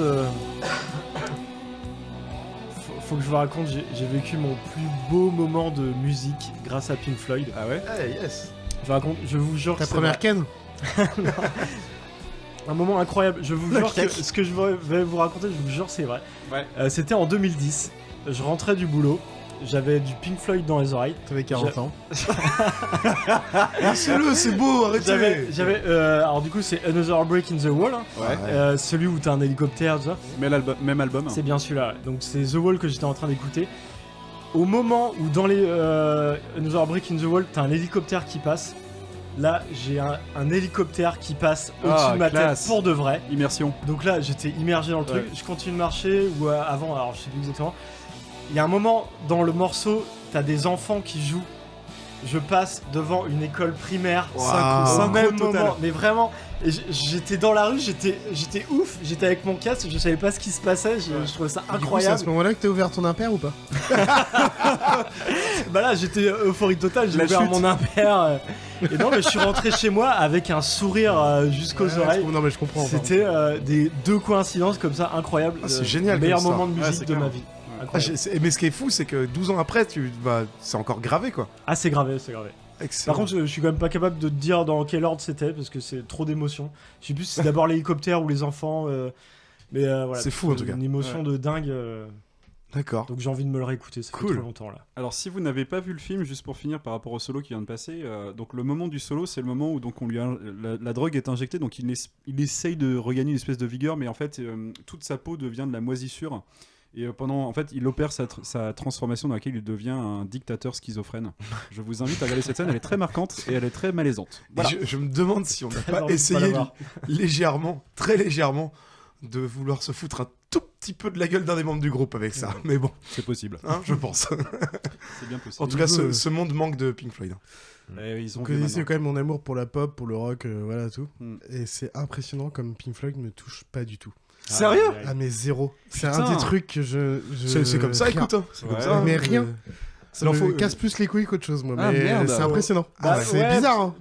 Parfois, ouais, je peux comprendre. Tu peux avoir des lenteurs dans les morceaux. C'est progressif, quoi. Non, mais après, il y a des gens qui disent, justement, c'est super bien. Enfin, faut suivre le truc et tout. Franchement, moi, c'est un de mes meilleurs concerts.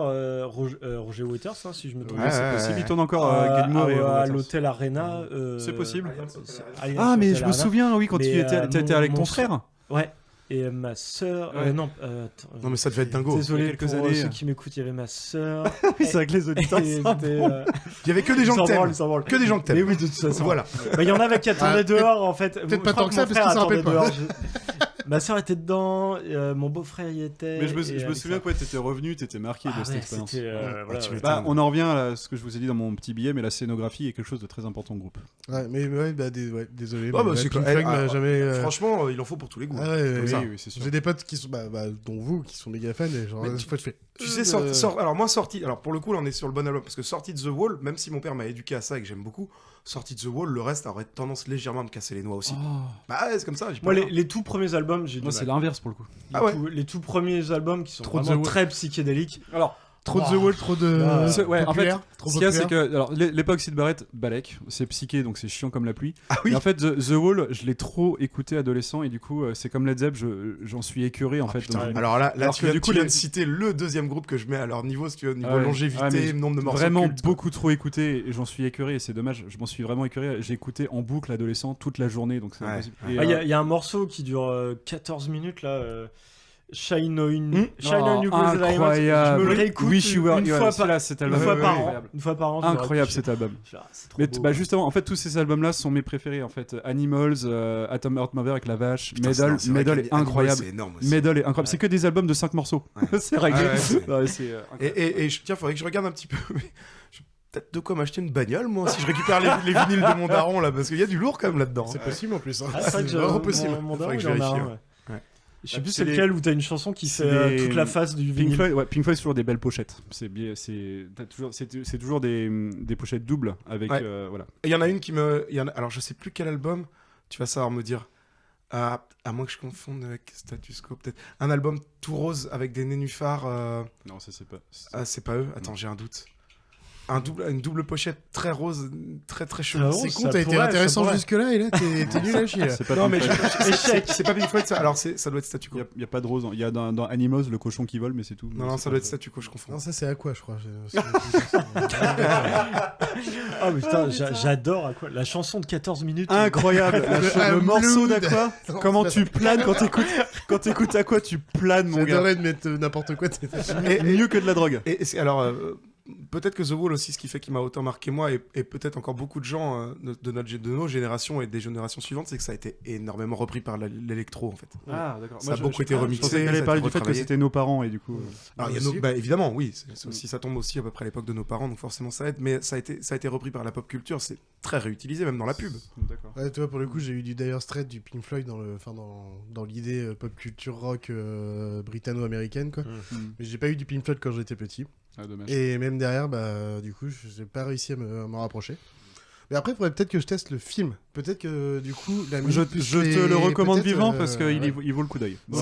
Alors attention, on n'est pas sur un moment de plaisir intense et de joie et d'atmosphère légère. Voilà. Je l'ai dit tout à l'heure, j'ai regardé Requiem for a Dream il y a 5-6 mois. Donc c'est un peu comme Interstellar 55-55, c'est-à-dire que tu peux ne pas apprécier forcément la musique des Daft. et adhérer au manga, en fait, Ouais. à l'animé. Ouais, c'est pour ça que et vice-versa, d'ailleurs, aussi. Le film les se gens vaut. qui- Voilà, c'est ça. Ouais. Voilà, c'est tout pour moi. Très bien, bah, Merci beaucoup, Angelo. c'est une bien belle chronique. Et ben on enchaîne du coup les garçons avec Pedro qui a mis un point d'interrogation et qui fait des signes de croix, il en peut plus de la vie. il Pedro va aller mourir un peu à côté. Ok, s'il vous bon plaît. bah il va mourir et on revient. À tout de Merci. suite. Comment ça va? Je vais bien. Vous avez bonne mine. Juvamine. Si j'y vais bien, c'est Juvamine. Fin de la coupure pub, on reprend le Pop Cruise. Première interruption, voilà, ça fallait bien que ça arrive, faut qu'on se fasse du fric les enfants. Hein, J'ai fait un gros pipi. Tu vis dans un gros pipi, mon dieu. Vivre dans son urine. J'étais pas prêt. Ah mon dieu, c'est affligeant. Bref, du coup, on a touché notre chèque, on peut reprendre l'épisode. Du coup, Pedro, on t'écoute et Oui. j'ai mis un point d'interrogation. On t'écoute. Oui, alors, je vous coupe. Ça va être une chronique un peu bizarre. C'est casse-gueule. Très clairement. Soit je fais une très bonne chronique, soit je fais le pire truc que j'ai jamais fait. C'est bien de le dire avant, comme ça au moins, même si c'est nul, on va le garder quand même. Et puis Voilà. les gens, ils C'est ça, je On vous aura remercie. l'impression. Je vais juste vous demander un truc, me coupez pas trop parce que c'est un format un peu spécial et on discutera de tout ce que je vais vous présenter après si vous voulez bien. Je Très vous remercie. Charlie, envoie la purée.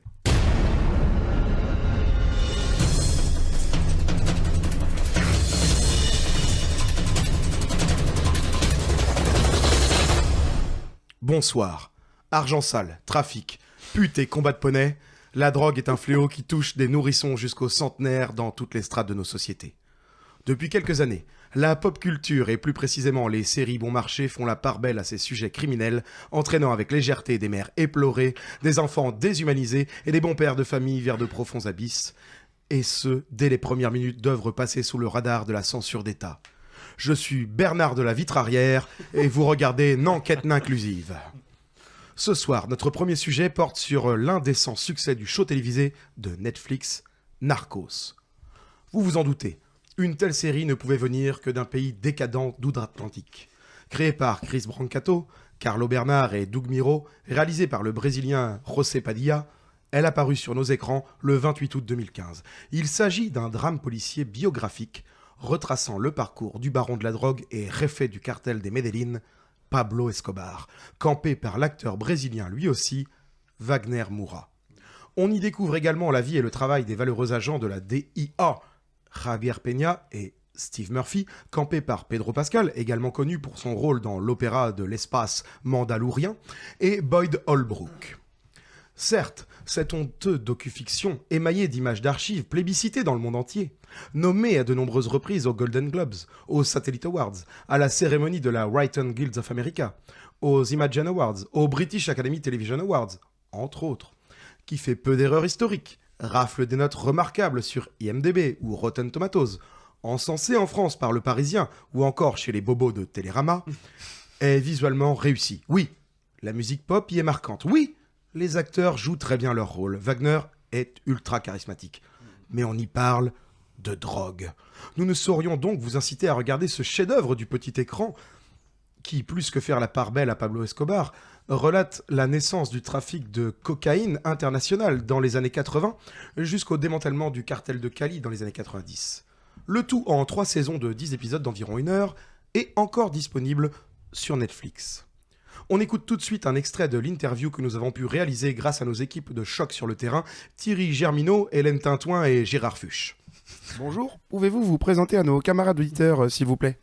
Puedes presentarte a nuestros compañeros oyentes, por favor. Yo soy Pablo Emilio Escobar Gaviria. Je suis Paul Émile Escobar Gaviria. Et que faites-vous dans la vie, monsieur Escobar? ¿A qué se dedica, señor Escobar? Y bien, me gano la vida haciendo negocios, así que pues fresco, tranquilo. Vous voyez, je gagne ma vie en faisant des affaires peinards. Quelle est la raison de votre succès? ¿Y cuál es la razón de su éxito? Mis ojos están en todos lados, o sea, ustedes no pueden hacer una puta sola mierda en el departamento de Antioquia sin que yo me entere. Sí, señores, no pueden mover un dedo. Il y a des yeux partout. Vous pouvez pas bouger une oreille dans la région sans que je les sache. Oui, messieurs, pas même une oreille. Grâce à cela, vous êtes d'ailleurs devenu le leader dans votre domaine, la cocaïne à l'export. Que dites-vous à vos clients pour les convaincre de travailler chaque jour un peu plus avec vous? Gracias a esto también te has convertido en líder de tu ramo, la cocaína de exportación. ¿Qué le dices a tus clientes para convencerlo que lo trabajen un poco más contigo cada día? Ustedes pueden aceptar mi negocio o aceptar las consecuencias. Plata o plomo. Ustedes eligen. Accepter mon offre ou accepter les conséquences. L'argent ou le plan. Vous choisissez. Eh bien, cela semble vous réussir. Et quelle est la suite, monsieur Escobar? Bueno, eso parece funcionar para usted. ¿Qué sigue, señor Escobar? Un día yo voy a ser presidente de la República de Colombia. Eh oui. Y a Pablo Escobar se le respeta. Hijo de puta. Un document éloquent. Toutes nos pensées vont à la veuve et aux 7 orphelins de notre journaliste Gérard Fuchs, abattu froidement pour avoir un peu trop rigolé. Vous voyez, la drogue, ça tue. Et l'on passe tout de suite à notre second sujet, commis une nouvelle fois aux États-Unis, mais sur la chaîne AMC, le show TV Breaking Bad ou Le Chimiste chez nos amis québécois. Fort de ses 5 saisons et 62 épisodes dirigés par Vince Gilligan, cette ignoble série fait la pub cette fois-ci de la méthamphétamine. Entre 2008 et 2013, on a pu suivre l'histoire terrible d'un professeur de chimie blanc, joué par Bryan Cranston, papa du célèbre Malcolm, l'enfant du milieu, atteint d'un cancer et qui se lance dans la production de drogue de synthèse afin de mettre sa famille à l'abri et payer son traitement. Ce gentil monsieur ne cessera de lutter contre les vilains gangs mexicains des Salamanca, contre son comparse Jesse Pinkman, joué par Aaron Paul, qui le pousse toujours plus à la faute et au rendement, contre Gustavo Frings, un Colombien tantôt baron de la drogue, tantôt cuistot chez Los Pollos Hermanos, sorte de KFC de chez Wish, pour droguer afro-américains. Pléonasme. Cette série n'a d'utile que de montrer comment l'homme blanc américain se fait piéger par ces minorités de quartiers malfamés, drogués, qui se prostituent très probablement pour leur dose quotidienne. Pour le reste, oui, bien sûr, la réalisation est impeccable. Oui, la photographie est superbe. D'accord, l'ambiance musicale, ou l'absence de celle-ci, agit comme un personnage important dans le récit. C'est vrai, les acteurs sont remarquables. Et une fois encore, la presse et le public ne s'y sont pas trompés, faisant de la série l'un des 5 shows TV les mieux notés de tous les temps. Mais là encore, la drogue, c'est mal. Nous avons retrouvé Walter et nous l'avons interviewé pour une enquête inclusive. Alors, j'ai rejoint Walter. Bonjour Walter, comment allez-vous? À qui est-ce que tu parles en ce moment? Excusez-moi, monsieur White, Qui est-ce que tu crois que je suis? C'est-à-dire, Est-ce que tu sais combien je gagne chaque année? Je sais pas, 35 000 $, hors impôt? D'ailleurs, même si je te le disais, tu ne me croirais jamais. Tu sais ce qui arriverait si je décidais tout à coup de ne plus travailler? J'imagine que vous iriez à la pêche? Un business si important qu'il pourrait être coté en bourse ferme brusquement. Il disparaît. Il cesse totalement d'exister sans moi. Ah ouais, en pleine période de chômage et de récession et tout, en plus, oui, c'est pas... Ouais, non, Non, t'as pas compris. Tu ne sais pas à qui tu parles, alors laisse-moi t'expliquer. D'accord, ok, Explication. Je ne suis pas en danger, c'est moi le danger. Si quelqu'un ouvre sa porte et se fait descendre, tu crois que ce sera moi? Non. Je suis l'homme qui frappe à la porte. D'accord, ok, du coup, je crois que je vais vous laisser, monsieur White. C'était un plaisir. Voyez ce pauvre homme pris au piège? Des images une nouvelle fois édifiantes. Nous concluons cette émission en vous déconseillant également fortement la première saison de The Wire, la série How to Sell Drugs Online Fast, les aventures de la truculente Reina del Sur, ou encore celle de la petite famille de Nancy, prise au piège à l'instar de Walter White dans Weeds. La drogue, c'est mal. Bien, voilà. Ouais, C'était beau ça. C'était un peu Un spécial. reportage édifiant. Mais j'ai des frissons. Voilà, c'est tout ce que j'ai à dire. Moi, ce qui m'a choqué, c'est la VF de Walter White. Ah ouais, c'est pas non, évident. ça fait bizarre. I am the one who Knock. Bah, j'ai pas l'accent. Knock. Moi, je t'avouerais que ce qui m'a choqué, c'est quand elle dit que visuellement, on l'avait même pas vu. Au lieu de dire visuellement. C'est clair. Ouais, c'était compliqué pour moi de faire un choix sur les séries parce que c'est... Alors, je suis pas un dingue de drogue, hein. Les séries sur la drogue. Si, peut-être un peu, mais... Non, mais les séries sur la drogue, il y en a tellement ouais. bien. Et en fait, c'est là, ouf. c'est vraiment les séries phares, quoi. Ouais. Encore maintenant, t'as pas de séries qu'on fait mieux que ça, quoi. Non, je sais pas. Une fois que t'as cité The Wire, Breaking Bad et Narcos, c'est vrai que t'as peut-être pas tout à fait le tour, mais... En plus, c'est pas mal, déjà. Ce qui est bien dans Breaking Bad, c'est que c'est pas totalement fini avec avec Better Call Saul qui est en train de sortir sa Oui, saison il finale. n'y a pas encore de spin-off qui va sortir de Better Call Saul. Le mec vient de. Alors non, Bah, attends, c'est déjà attends. un spin-off. Je du coup, t'en Better parle. Call Saul. Un spin-off de spin-off. Ouais, il y a un Ah ouais spin-off de spin-off sur Non, Gustavo sérieux Frings qui est en préparation. C'est ça, c'est Ah, bien ce que je ça disais. va être Voilà, fou. c'est peut-être too much. Ça va être- faut voir, faut voir. Après, je trouve que Better Call Saul, c'est presque au-dessus de Breaking Bad. Ah mais c'est pas peut-être. Enfin, l'histoire, si tu veux, peut moins intéresser les gens. Mais par contre, en termes de réalisation pure, il n'y Ah a ouais, pas c'est photo. quoi. grandiose, là. C'est En ce moment, hallucinant. je suis en train de prendre mon pied à regarder. Là. T'es sur la saison 5 là 6 La dernière, la dernière, 6 là, du coup. 6, ouais. C'est ouf. Génial. C'est ouf. Bien, et d'ailleurs, on a un nouvel épisode demain. Bref, ouais, donc j'arrivais pas trop à choisir, et c'est un genre que j'aime beaucoup. Vraiment que j'aime beaucoup, beaucoup. Parce que, je sais pas pourquoi, je trouve que c'est hyper contemporain, en fait. La drogue, honnêtement, enfin, on n'est pas là pour on est là pour parler de pop culture, pas de science ni de stats. Mais quand tu lis les stats liées aux drogues, notamment en France, hein, pour pas aller plus loin, quand tu sais que plus de 50% de la population française a déjà fumé du cannabis, que plus de 30% des jeunes de 18 ans en consomment encore régulièrement, enfin c'est assez ouf. C'est un sujet qui est récurrent et présent, ouais, bien sûr. c'est un sujet qui est hyper prégnant en fait.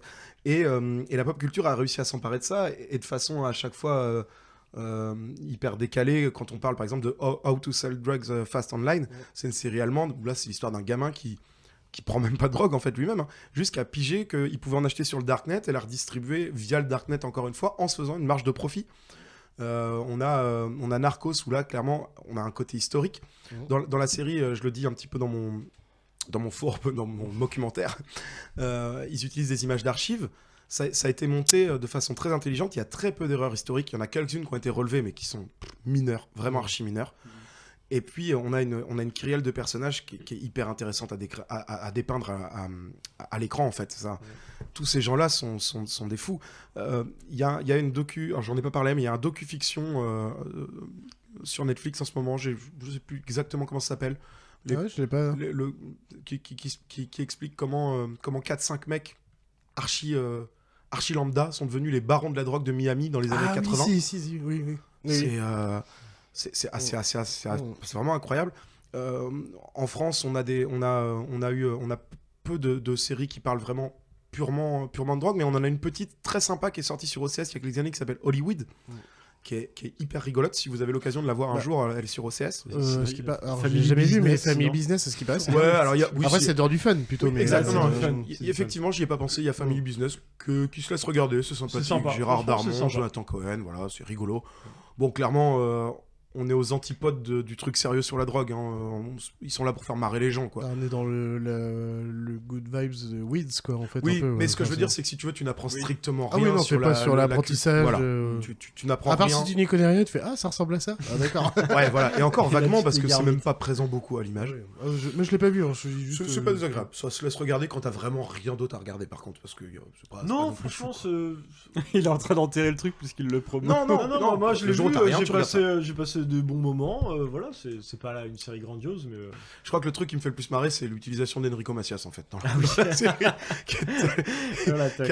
Alors le mec n'a pas un second degré, il a un 14e degré, parce qu'en fait il se fait passer pour un immense pingre, mais en son nom propre. C'est-à-dire que il joue pas un acteur. Il joue le rôle d'Enrico Macias. Et il est une grosse pince dans le film, quoi. Il se fait à bouffer tout le temps. Et quand quelqu'un lui dit je t'invite à manger, il fait alors je vais prendre la shorba, le couscous, le tagine, tu me mettras 2 bouteilles de boulawan. C'est incroyable, quoi. Il commande tous les plats qu'il y a sur la carte. Ouais, ça c'est amusant pour ça. Mais sinon, c'est pas une grande série sur la drogue. The Wire, saison 1, en fait, j'ai eu peur de m'y attaquer. Je vous le dis, j'ai pas voulu le faire parce que c'est un monument comme les Sopranos, quoi. On est au truc ultime. Et comme je voudrais qu'un jour on puisse parler. C'est bien ça, Sopranos. C'est pas mal, c'est une petite. On t'en parlera un jour. On fera un épisode là-dessus. Enfin, The Wire, c'est une série, je pense qu'on pourra sûrement traiter un jour dans sa globalité avec plusieurs saisons, mais qui traite de plusieurs choses différentes. Et il y a que la première saison qui parle véritablement de drogue, mais elle est anthologique. C'est toujours en toile de fond parce que dans les autres saisons, alors juste pour rappeler aux auditeurs parce que sinon ils vont pas comprendre si on fait que des allusions, mais chaque saison donc l'histoire de The Wire, c'est la ville de Baltimore dans toute sa corruption. Donc la saison 1 c'est la drogue, la saison 2 c'est les syndicats et les docs. Et les docs exactement. La saison 3 c'est l'éducation. Donc c'est la 4. C'est la 4 l'éducation. La saison 5 c'est le monde politique et les élections municipales, et la 3 je sais plus. Et la 3 on a la police. Ah oui, la corruption dans la police. La corruption dans la police. Et bon, bref, les personnages que l'on a dans la saison, on les retrouve dans tout. ils sont en fil dans toute la série parce qu'on a l'ascension de plusieurs gangs. Et que la drogue est... et encore une fois, et ça revient à ce que je disais au départ, la drogue c'est prégnant, c'est-à-dire que c'est dans nos sociétés, ça touche toutes les strates. On parle de drogue de pauvres, parfois on parle de drogue de riches. On voit les connexions d'ailleurs entre les petites frappes et puis la drogue qu'on retrouve plus loin dans les plus hautes strates de la municipalité de Baltimore. Mais même l'élève le plus assidu d'Harvard, un jour va peut-être prendre des drogues pour pouvoir rester éveillé, pour réviser pour un examen le lendemain. Même la bonne mère de famille, t'en parlais tout à l'heure dans Requiem for a Dream, va peut-être un jour prendre des amphètes pour pouvoir maigrir. Ça, c'est partout, quoi. En vrai, c'est con, mais la drogue est présente soit en vrai plus pour les gens soit très pauvres, soit très riches. Mais en fait, quand t'es entre les deux, moins. Et pourtant, qu'est-ce que t'as devant toi? Oui, mais qu'est-ce que t'as juste devant toi là? Des Involtini. De l'alcool, tu parles. Oui, non. C'est la première des drogues. Ça, c'est des olives, ça. Hein. Je suis désolé. Non, mais c'est vrai. C'est vrai. Il faut pas oublier non plus que l'alcool est la première des drogues au monde et la plus consommée au monde. Alors nous, en France, on a une grosse tolérance parce qu'on est un pays producteur de vin et compagnie. Avant même l'alcool, non? Je crois que l'alcool est. Je pense qu'il y a plus de buveurs que de fumeurs. À un verre par jour, tu vois. Ou à un verre par semaine. Ah oui, c'est sûr. Voilà. Bref. Oui. J'espère que vous avez aimé cette espèce de documentaire. C'était la seule façon que j'ai ça m'a trouvé donné un peu rigolote. Ça m'a donné envie de revoir Narcos parce que c'est quand même... J'aime pas trop Netflix, mais c'est la série de Netflix pour moi. Enfin, s'il y a un seul truc à regarder sur Netflix pour moi, c'est Narcos. C'est la série ultime de Netflix pour moi. Et puis, alors j'ai parlé d'Euphoria dans mon introduction que je n'ai pas encore vu, c'est pour ça que je le traite pas ce soir, mais c'est plébiscité à mort en ce moment. Il paraît que c'est vraiment très très lourd. Et ça sera une de mes recos. Alors non, tiens, je l'enlève de mes recos parce que je vous en parle maintenant, mais il y a la dernière saison d'Ozark qui vient de sortir, et Ozark, qui est une série avec Jason Bateman. Le mec place ses recos maintenant. Non, mais ça tourne autour de la drogue. Enfin, clairement, on parle de quelqu'un qui blanchit l'argent de la drogue d'un cartel mexicain. C'est très bien fait, les images sont canons, et puis Jason Bateman, c'est vraiment un putain de bon acteur. Pour ceux à qui ça parle pas, c'est l'acteur principal de Arrested Development. Et oui, voilà, des séries cultes. Comique US, et c'est en ce moment sur Netflix, donc allez-y, ça fait partie des belles séries à regarder. Voilà. Très bien. Merci Bernard de la vitre arrière. De la vitre arrière pour une enquête exclusive. Une enquête inclusive. C'était une très belle chronique. On verra si ça fera d'autres épisodes. Peut-être. Je m'autorise à revenir avec un sujet. Avec la drogue, ça passait bien. Avec la drogue, ça passait bien aussi. Ah oui. J'espère qu'on trouvera Bernard de la vitre arrière. Alors pour le coup, Bernard de la Villardière, et là on va le citer, Bernard de la Villardière dans enquête exclusive. S'il y a bien 3 trucs qu'il kiffe, c'est l'argent sale, les putes et la drogue. Il en trouve partout. Le mec, tu l'envoies à Dijon, il arrive à trouver de l'argent sale, des putes et de la drogue. Tu l'envoies à Dinan, c'est le de meilleur l'argent sale, des putes et de la drogue. Les mecs qui trafiquent les 3, mais il est trop bien, quoi. Genre là, mais il se masturbe en 2 secondes, quoi. Franchement, ça devient un petit précoce prépubère. Il ferait pas 27 degrés ce soir, j'aurais même mis ma petite écharpe à la Bernard, tu vois. Mais là, non, quand même, il fait chaud. Bon, allez, fini de trêve dionisée. On passe à Chacha. Et Chacha, tu veux nous faire une petite chronique littéraire sur l'herbe bleue. Oui, du coup, j'ai pas trouvé mieux comme jingle. Oh merde. Excellent.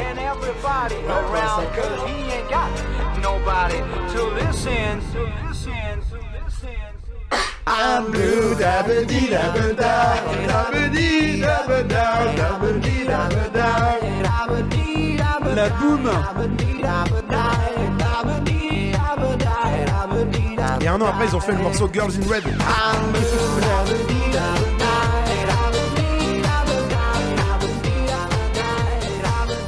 Allez, j'ai dit qu'avant de ce que...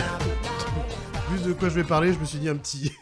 Oui, parce que c'est bien, t'es encore dans le léger, toi. Oui, bien sûr, l'herbe bleue, donc on va parler d'un livre d'une adolescente qui finit camé, clairement. Ah merde. Il n'y a pas de demi-mesure, de toute façon, c'est plus ou moins annoncé. On n'est pas sur la spiruline. Et d'ailleurs, je vais commencer avec les premiers mots de ce livre que je vais vous présenter, qui sont aussi le 4e de couverture. Donc je vous les lis. L'herbe bleue est le journal intime d'une jeune droguée de 15 ans. Cet ouvrage ne prétend pas décrire le monde de la drogue chez les jeunes, il n'apporte aucune solution à ce problème. C'est une chronique personnelle, spécifique, qui en tant que telle permettra peut-être de comprendre un peu l'univers de plus en plus compliqué dans lequel nous vivons. Les noms, les dates, les lieux et certains événements ont été modifiés selon les désirs de toutes les personnes mêlées à ce récit. Vous sentez qu'on va parler d'un truc sympa. Ouais, ça va être fun. Ouais. C'est un livre qui a construit mon adolescence. Ouais. Donc ouais, l'herbe bleue, c'est le titre français, mais en anglais, ça s'appelle Go Ask Alice, qui est c'est vrai que je suis con parce que j'aurais dû vous le dire directement, je l'ai mis à la fin, mais en fait c'est relié à une chanson qui s'appelle White Rabbit du groupe Jefferson Airplane. Oui. Et bien sûr White Rabbit par rapport à Alice au Pays des Merveilles de Lewis Carroll. C'était juste le prénom que j'avais plus, j'avais Carole, je me suis fait putain, j'avais pas dire le bon. Carole Carole. Donc paru anonymement, excusez-moi, en 1971, mais en fait en 1973, c'est Béatrice Parks qui a dit que ça venait d'elle.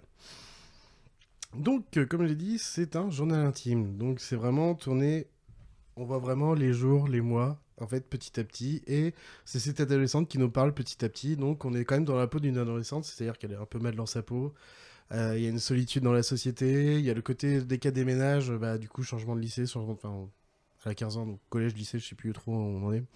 En plus, c'est aux États-Unis, donc c'est pas exactement la même chose des fois. Je me perds un peu. Mais 15 ans, je crois que c'est plus début du lycée plutôt. C'est un journal intime fictif ou Ah ben, c'est marqué, comme elle le dit, c'est une chronique personnelle, donc du coup, c'est vraiment elle qui a écrit son journal intime. Ouais. Comme elle a annoncé. Et du coup, il y a aussi un inconnu face à la religion, et je suis obligé de vous lire une petite partie, mais ça. Bess est juive. Je n'ai jamais eu d'amies juives, et je ne sais pas pourquoi j'aurais cru qu'elles étaient différentes. Je ne sais pas pourquoi, puisque nous sommes tous des êtres humains, mais j'aurais pensé que, comme d'habitude, je ne sais pas de quoi je parle. Et juste ce côté-là, je voulais juste le marquer parce que ça montre aussi ce côté un peu naïf de la gamine, en fait. Après, on est dans les années 70, faut pas oublier. Enfin, le livre est sorti dans les années 70, mais c'est vraiment pas longtemps dans le DM. Donc aussi, il y a l'idée elle veut faire un régime, alors que clairement, on comprend qu'elle n'est pas non plus super grosse. Enfin, un problème d'image de soi. Ouais. Problème de communication avec ses parents, bien sûr. Surtout personnellement avec sa mère. Adolescent. Elle reste assez cultivée parce qu'en fait, on part sur le fait qu'à un moment, elle a eu une blessure et elle s'est retrouvée un peu alitée pendant 4, 5, 6 mois, je sais plus exactement. Et du coup, elle a lu beaucoup de livres et elle continue à lire beaucoup de livres. Et du coup, on comprend pourquoi elle écrit pas trop mal. Okay. Ça reste ado, mais pas si ado que ça. Enfin, c'est pas si mal écrit. Et bien sûr, questionnement sur le sexe et la sexualité. Sa sexualité même, pour être plus exact. Bien sûr, on va parler de drogue. Oui. Allez. Je vais vous faire 2-3 péripéties dans son truc, quand même. Ça démarre gentiment. Sa première fois, elle joue au jeu du furet. Est-ce que quelqu'un sait à quoi ce qu'est le jeu du furet quand on parle de drogue? Non. Forcément, c'est un jeu où il y a de la drogue. Oui, c'est avec de la drogue. Est-ce qu'il y a un zizi dans le jeu? Non, il n'y a pas de côté sexuel.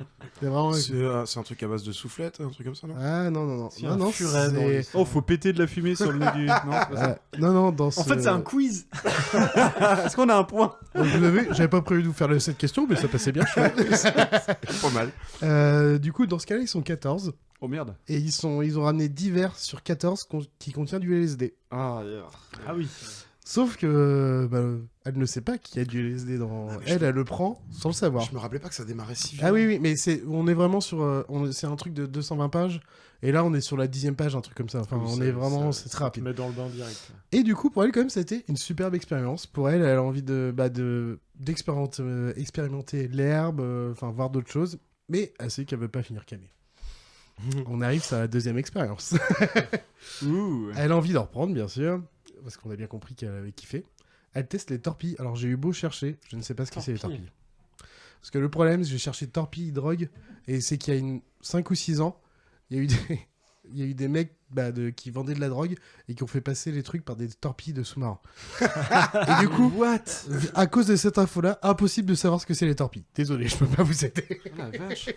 Donc elle teste les torpilles et le speed, qui est un peu plus déjà connu, je pense.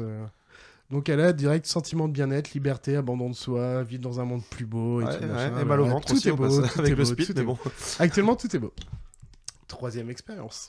Du coup, elle les enchaîne. Ah ouais, mais t'as vu déjà, elle a testé déjà 4 drogues différentes en... pas les plus 3 drogues légères. différentes. Ouais. 3e expérience, elle teste l'acide. Pour l'instant, j'ai tout fait. Ok. Et là, elle teste l'acide. Ça sera aussi sa première fois sexuellement parlant.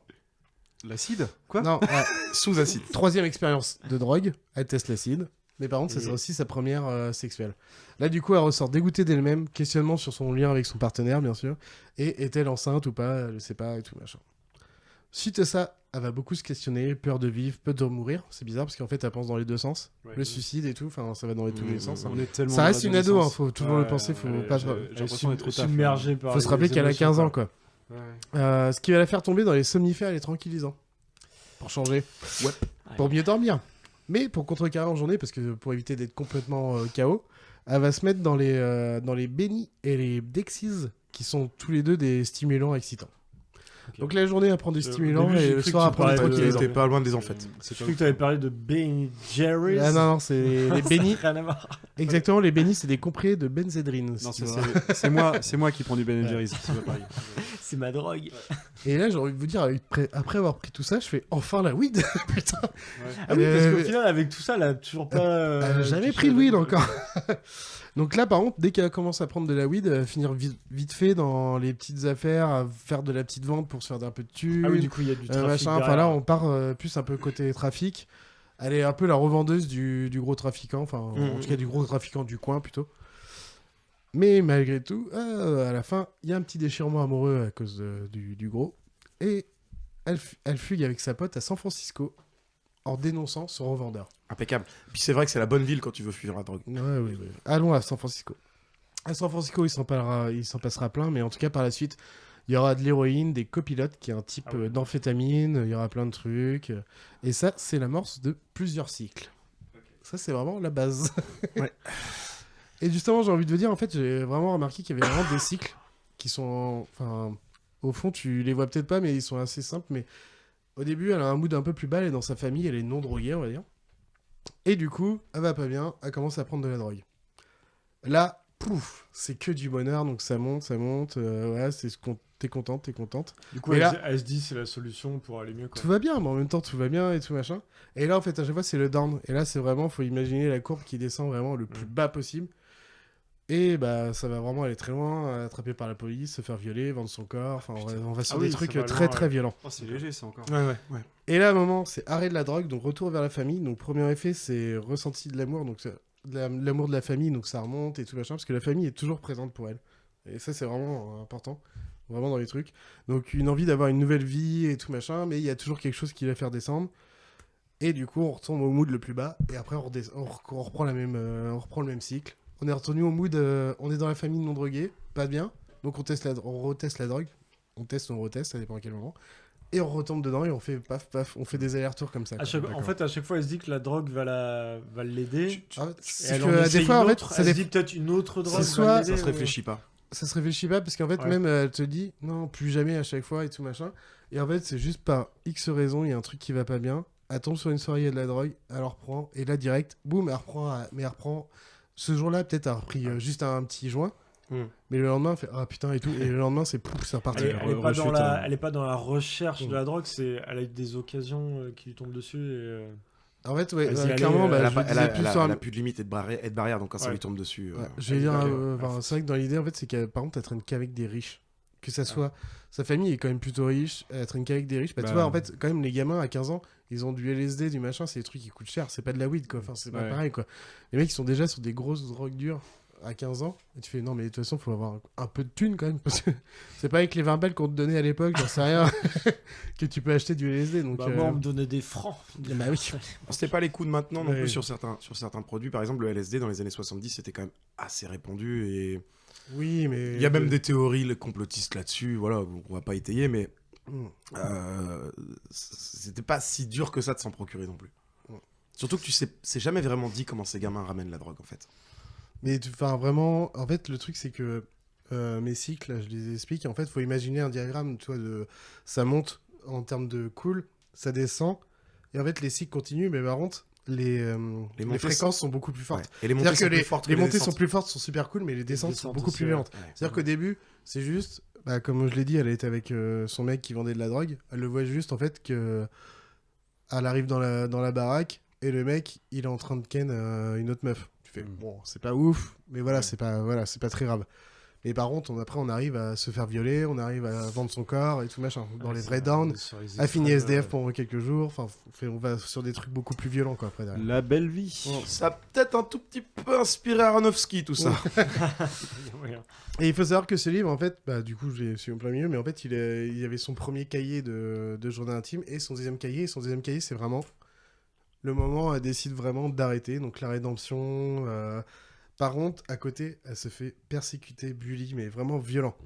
C'est-à-dire qu'en fait, t'imagines, en fait, un peu simplement, la vie lycéenne, t'es soit tu fais partie des drogués, soit tu fais pas partie des drogués. Sauf que elle, c'est une ancienne droguée, et du coup, elle essaie de sortir de ça. Mais les anciens drogués, enfin les non-drogués, vont pas l'accepter parce que c'est une ancienne droguée, et les toujours drogués vont toujours lui dire, mais non, mais tu vas revenir avec nous, ou c'est plein de trucs, ou machin. Ah ouais, mais tu veux pas revenir avec nous, et du coup, qu'ils mettent des sales réputes. Ouais, de toute façon, tu vends ton corps, bon, c'est vrai qu'elle l'a fait, mais ça veut... Enfin, voilà. Et on va vraiment jusqu'à... Mais on va plus que de l'agression dans... Enfin, même de la persécution dans l'école. Cette agression dans la rue, dès qu'il y a des gens qui la voient, c'est ouais, ça va faire se traiter de salope. Il y a un mec qui la chope, qui la fout derrière un buisson, qui fait ouais, la prochaine fois, je vais te violer. Enfin, on va très loin dans les trucs des persécutions, quand on va super fort.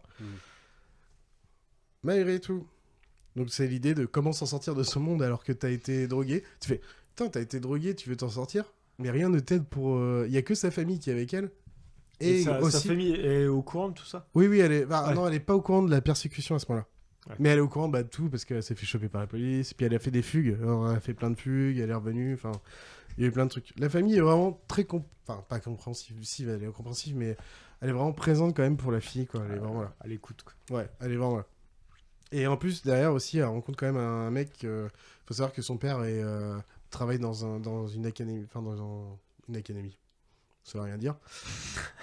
Dans un IUT, une fac, enfin voilà. Une école. Et une école, quoi. Elle se retrouve à aller à la bibliothèque. Et elle rencontre un des élèves de son père qui a 2 ans. Parce qu'on est arrivé à la 16-17 ans, donc elle est pas loin d'arriver à la fac et tout machin. Et ils ont 2 ans de différence. Parce que ça pourrait faire bizarre de dire le mec qui est en train de traîner avec la petite.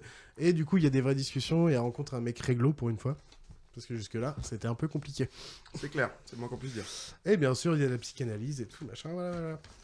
Tout ça pour vous conclure. Mais ce n'est pas Attends, là, elle a tout essayé, elle a 17 ans, là? Ouais. Ouais, ah ouais, elle a fait le tour. Donc clairement, c'est la vie d'une adolescente perdue qui rencontre des gosses de riches ou même des riches qui tombent dans la drogue malgré sa culture et ses questionnements sur le fait de pas devenir une camée. Parce qu'elle le dit souvent, non, je veux pas devenir une camée, et pourtant, elle y tombe.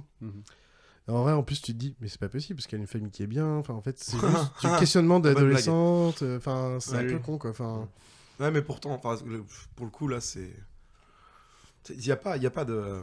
Sincèrement, il n'y a pas... Vraiment, il n'y a pas une seule catégorie sociale qui soit pas impactée.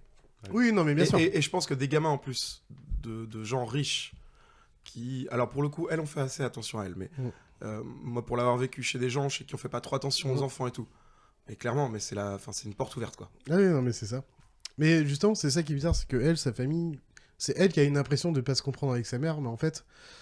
Bah d'ailleurs, il y aura 2 ou 3 fois après ces accarpades un peu machin, où elle fait « Ah putain, je m'entends mieux avec ma mère, maintenant on discute vraiment. » Parce qu'en fait, à 15 ans, je pense qu'elle est encore une gamine, mais à 17 ans, ça commence à être une adulte, et du coup, il y a des vraies discussions, en fait. Elle prend de la maturité. Malgré tout, elle tombera bien sûr dans tous les travers, et ce sera une chute infernale de plus en plus bas, mais à la fin, elle fera tout pour se sortir de la drogue. On voit que malgré un bon milieu familial, on peut quand même se faire avoir. Et j'ai envie de vous lire l'épilogue. Parce que j'en ai rien à foutre. Bah, j'ai envie de savoir. Elle meurt. L'épilogue. Donc vraiment, on a fini les journaux intimes et ça, c'est l'épilogue écrit par l'autrice. Donc elle écrit « L'auteur de ce journal est morte 3 semaines après avoir pris la décision de ne plus en tenir un. » Et merde. Ses parents sont rentrés un soir du cinéma et l'ont trouvée morte. Ils ont appelé la police, une ambulance, mais ils n'avaient plus rien à faire. Était-ce une dose trop forte, accidentelle, préméditée ? Personne ne le sait, et cela n'a que peu d'importance dans le fond. Ce qui importe, c'est que cet enfant est morte et qu'elle n'est qu'une des 50 000 victimes de la drogue qui succombèrent cette année-là. Ambiance. Putain, mais quelle horreur. Et ça a pas diminué avec les années, les gars. Ouais, bah c'est sûr. Attention, j'ai une dernière partie. J'ai plus envie d'aller à San Francisco cet été. Que j'ai appelée imposture. Oh merde. Eh bien, tout ce journal intime est complètement faux. Oui, je me demandais si t'allais le dire ou pas, du coup. Béatrice Sparks, américaine mormon, qui a écrit d'autres vrais faux journaux sur des thèmes à sensation, la drogue, le sida, les adolescentes enceintes, etc., dans le but de mettre en garde les jeunes. Ouais, okay. Donc, c'est un livre classique pour plein de gens, et on a su dans les années 90 que c'était complètement faux. Ah oui, bien après, ouais. Alors, est-ce que ça retire la pertinence? Non, mais il y a 2 choses qui sont très intéressantes. C'est une histoire qui aurait pu... Ce qui est important, c'est qu'en fait, dans l'idée, c'est pas grave. c'est l'idée qu'elle a essayé tout le temps de dire c'est vrai, c'est Ah vrai, oui, c'est vrai, moi, c'est vrai. c'est C'est pas plus cool. ça. C'est C'est ça. pas le problème que. Et en plus, même, tu vois, le début du livre te dit c'est le journal intime d'une adolescente et tout machin. Et derrière, au pire, tu apprends juste en 2 secondes. Ah bah non, c'est un faux truc, mais voilà, on voulait faire un vrai truc, machin. Non, elle a essayé jusqu'au bout, et en fait. Et je vous dis. On l'a su que c'était faux parce qu'elle a décidé d'avouer ou parce que. Avec Eh ben, des j'ai enquêtes, deux trucs que j'ai tirés de. J'ai regardé plein de sites internet du coup et tout. J'en ai 2 que j'ai tirés quoi. Je vais vous en lire 2. La supercherie va toutefois être vite découverte au vu des incohérences et du manque de crédibilité du livre. Quelle D'accord. adolescente passerait plus de temps à décrire les effets de la drogue que sa vie amoureuse dans son journal Béatrice Sparks est en fait une mormone aux qualifications douteuses qui s'est fait une spécialité de l'écriture de vrais faux journaux intimes édifiants. Elle avouera que l'œuvre est un mélange de plusieurs journaux intimes de patiente et de fiction. Malgré la désillusion, le fait est que nous sommes nombreux à nous être identifiés à cette pauvre Alice, perdue dans sa tête et dans sa vie. Ça, je trouve que c'est la plus gentille, et c'est à peu près ça, quoi. C'est mi-tonne, mais voilà. Je te laisse sur le deuxième, et après, oui, je me permettrai de vous donner mon ressenti quand je l'ai lu. Parce que le deuxième, le statut de ces livres est sujet à controverse. Elle a présenté L'Herbe Bleue comme le véritable et véridique journal intime d'une jeune fille de 15 ans qui découvre à son insu les effets de la drogue. Pour Almost Lost, elle retrace l'évolution favorable d'un jeune fugueur grâce à la thérapie qu'elle lui aurait proposée.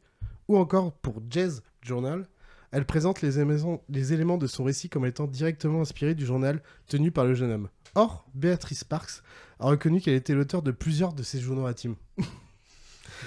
Tout en se défendant d'avoir romancé la réalité. Je fais, ok, c'est pas la meilleure défense, mais bon. Elle n'a pas produit des journaux intimes qu'elle disait avoir utilisés pour écrire, ce qui est controverse par rapport à ce qu'elle vient de dire avant, mais bon.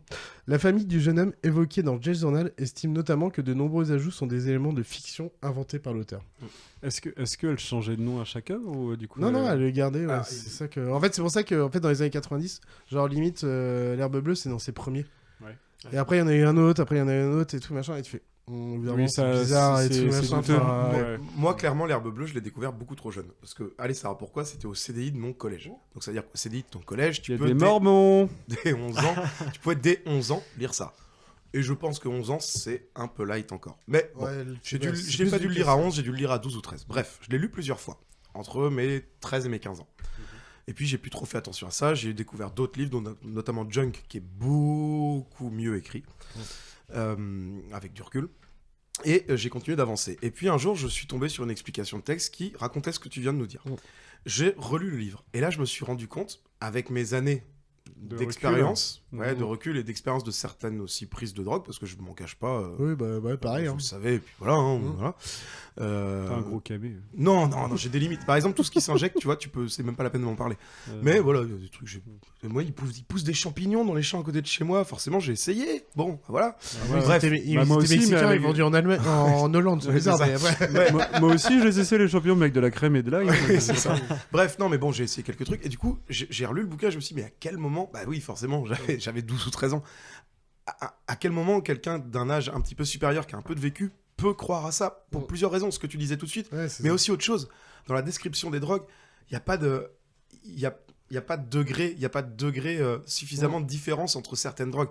Et notamment quand tu l'expliques tout à l'heure, qu'elle arrive à la weed en milieu de bouquin quasiment, c'est hallucinant parce qu'elle en fait une description qui est délirante par rapport à ce qu'elle a pu prendre avant. C'est n'importe qui ayant essayé plusieurs substances psychoactives. Est-ce que c'est crédible les descriptions des drogues Alors je pense que plus ou moins, mais c'est parfois trop, parfois pas assez quoi. Clairement, tu vois qu'elle en a jamais pris. Du LSD, elle en a pas pris, c'est certain. Okay, donc parce que c'est pas.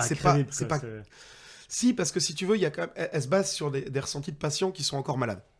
Elle a pompé clairement des effets décrits par des patients. Donc t'as des gens qui se rendent pas compte en fait. Ils sont en train de dire que ce qui leur arrive c'est cool, mais ça ne l'est pas. Et à l'inverse, t'as des gens qui vivent beaucoup plus mal le fait de fumer un simple quart de joint, tu vois. Il y a des gens qui font des malaises avec 3 tafs sur un pétard, quand d'autres peuvent en enquiller 3 ou 4 dans la soirée. Et du coup, forcément, comme elle les a pas testés eux-mêmes, elle est obligée de croire ce qu'on lui raconte ou ce qu'elle lit. Et ça marche pas toujours. Et au final, c'est vrai que le bouquin, moi, il m'a construit adolescent et jeune adulte, après avoir fait mes propres expériences. Je l'ai pris pour une grosse joke, en fait. Et à côté de ça, t'as un autre bouquin qui s'appelle Junk, qui, lui, est beaucoup plus porté sur l'héroïne, hein, clairement. Voilà, qui est un truc que, pour le coup, je ne maîtrise absolument pas, que je connais pas, que jamais de ma vie... voilà. Où là, tu vois, tu compares les deux bouquins qui sont 2 best-sellers, et tu te dis, ouais, il n'y a pas photo, quoi. Il y a pas photo. Il y a quelqu'un qui sait de quoi il parle et il y a l'autre qui a... Ouais, c'est-à-dire que moi, du coup, c'est ma première lecture. Bon, ça m'est arrivé de prendre quelques joints et même de 2 ou 3 autres drogues, mais c'est pas grave. Mais en gros, même du coup, je suis beaucoup plus vieux et je lis des trucs et en fait, il y a un moment, vraiment, une vie de SDF. Et en fait, à chaque fois qu'elle est vraiment dans le down, d'ailleurs, c'est vrai que je l'ai pas précisé, mais on voit plus les jours, on voit juste un point d'interrogation. On voit que c'est des chapitres, mais c'est pour dire, c'est plus où on en est. Mais sauf que quand elle est SDF, elle est déjà en train de se plaindre parce que déjà, ils ont plus rien pour se chauffer, ils ont plus rien de machin. Mais bizarrement, quand même, elle a un livre pour écrire. Alors qu'elle est en train de dire que là, elle est camée quasiment tout le temps, ou alors si elle est pas camée, ils sont en galère, ils sont juste en train de poser. Ça colle Et à ce moment-là, elle est en train d'écrire. Elle a quand même le temps d'écrire. Et tu fais, mais non, mais parce qu'elle a l'impression qu'elle a pas de sac. Elle dit qu'elle a que ses vêtements, quoi. Elle a la lucidité aussi pour avoir le recul nécessaire pour écrire. Ouais, tu fais, mais c'est pas crédible en fait, quoi. C'est pas crédible en fait. Si ce serait un truc de j'écris mon autobiographie, là, ça aurait été plus crédible de dire, ouais, je me rappelle de ce jour-là et tout machin. Ça, oui, ça aurait été plus crédible. Mais là, genre au jour même. Enfin, au pire, même à 2-3 jours près, ça passe pas, quoi. Toi, tu l'as découvert que c'était fake à la fin ou tu le savais déjà Je l'ai senti pas mal. Tu l'as senti ? Je l'ai senti. Et par contre, je l'ai vraiment su à la fin. Ok. En faisant mes recherches pour écrire mon truc. Mais j'ai fait direct en peu de temps, j'ai tapé la revue, j'ai vu imposture. Oh putain, la vache. C'était pas dans le livre.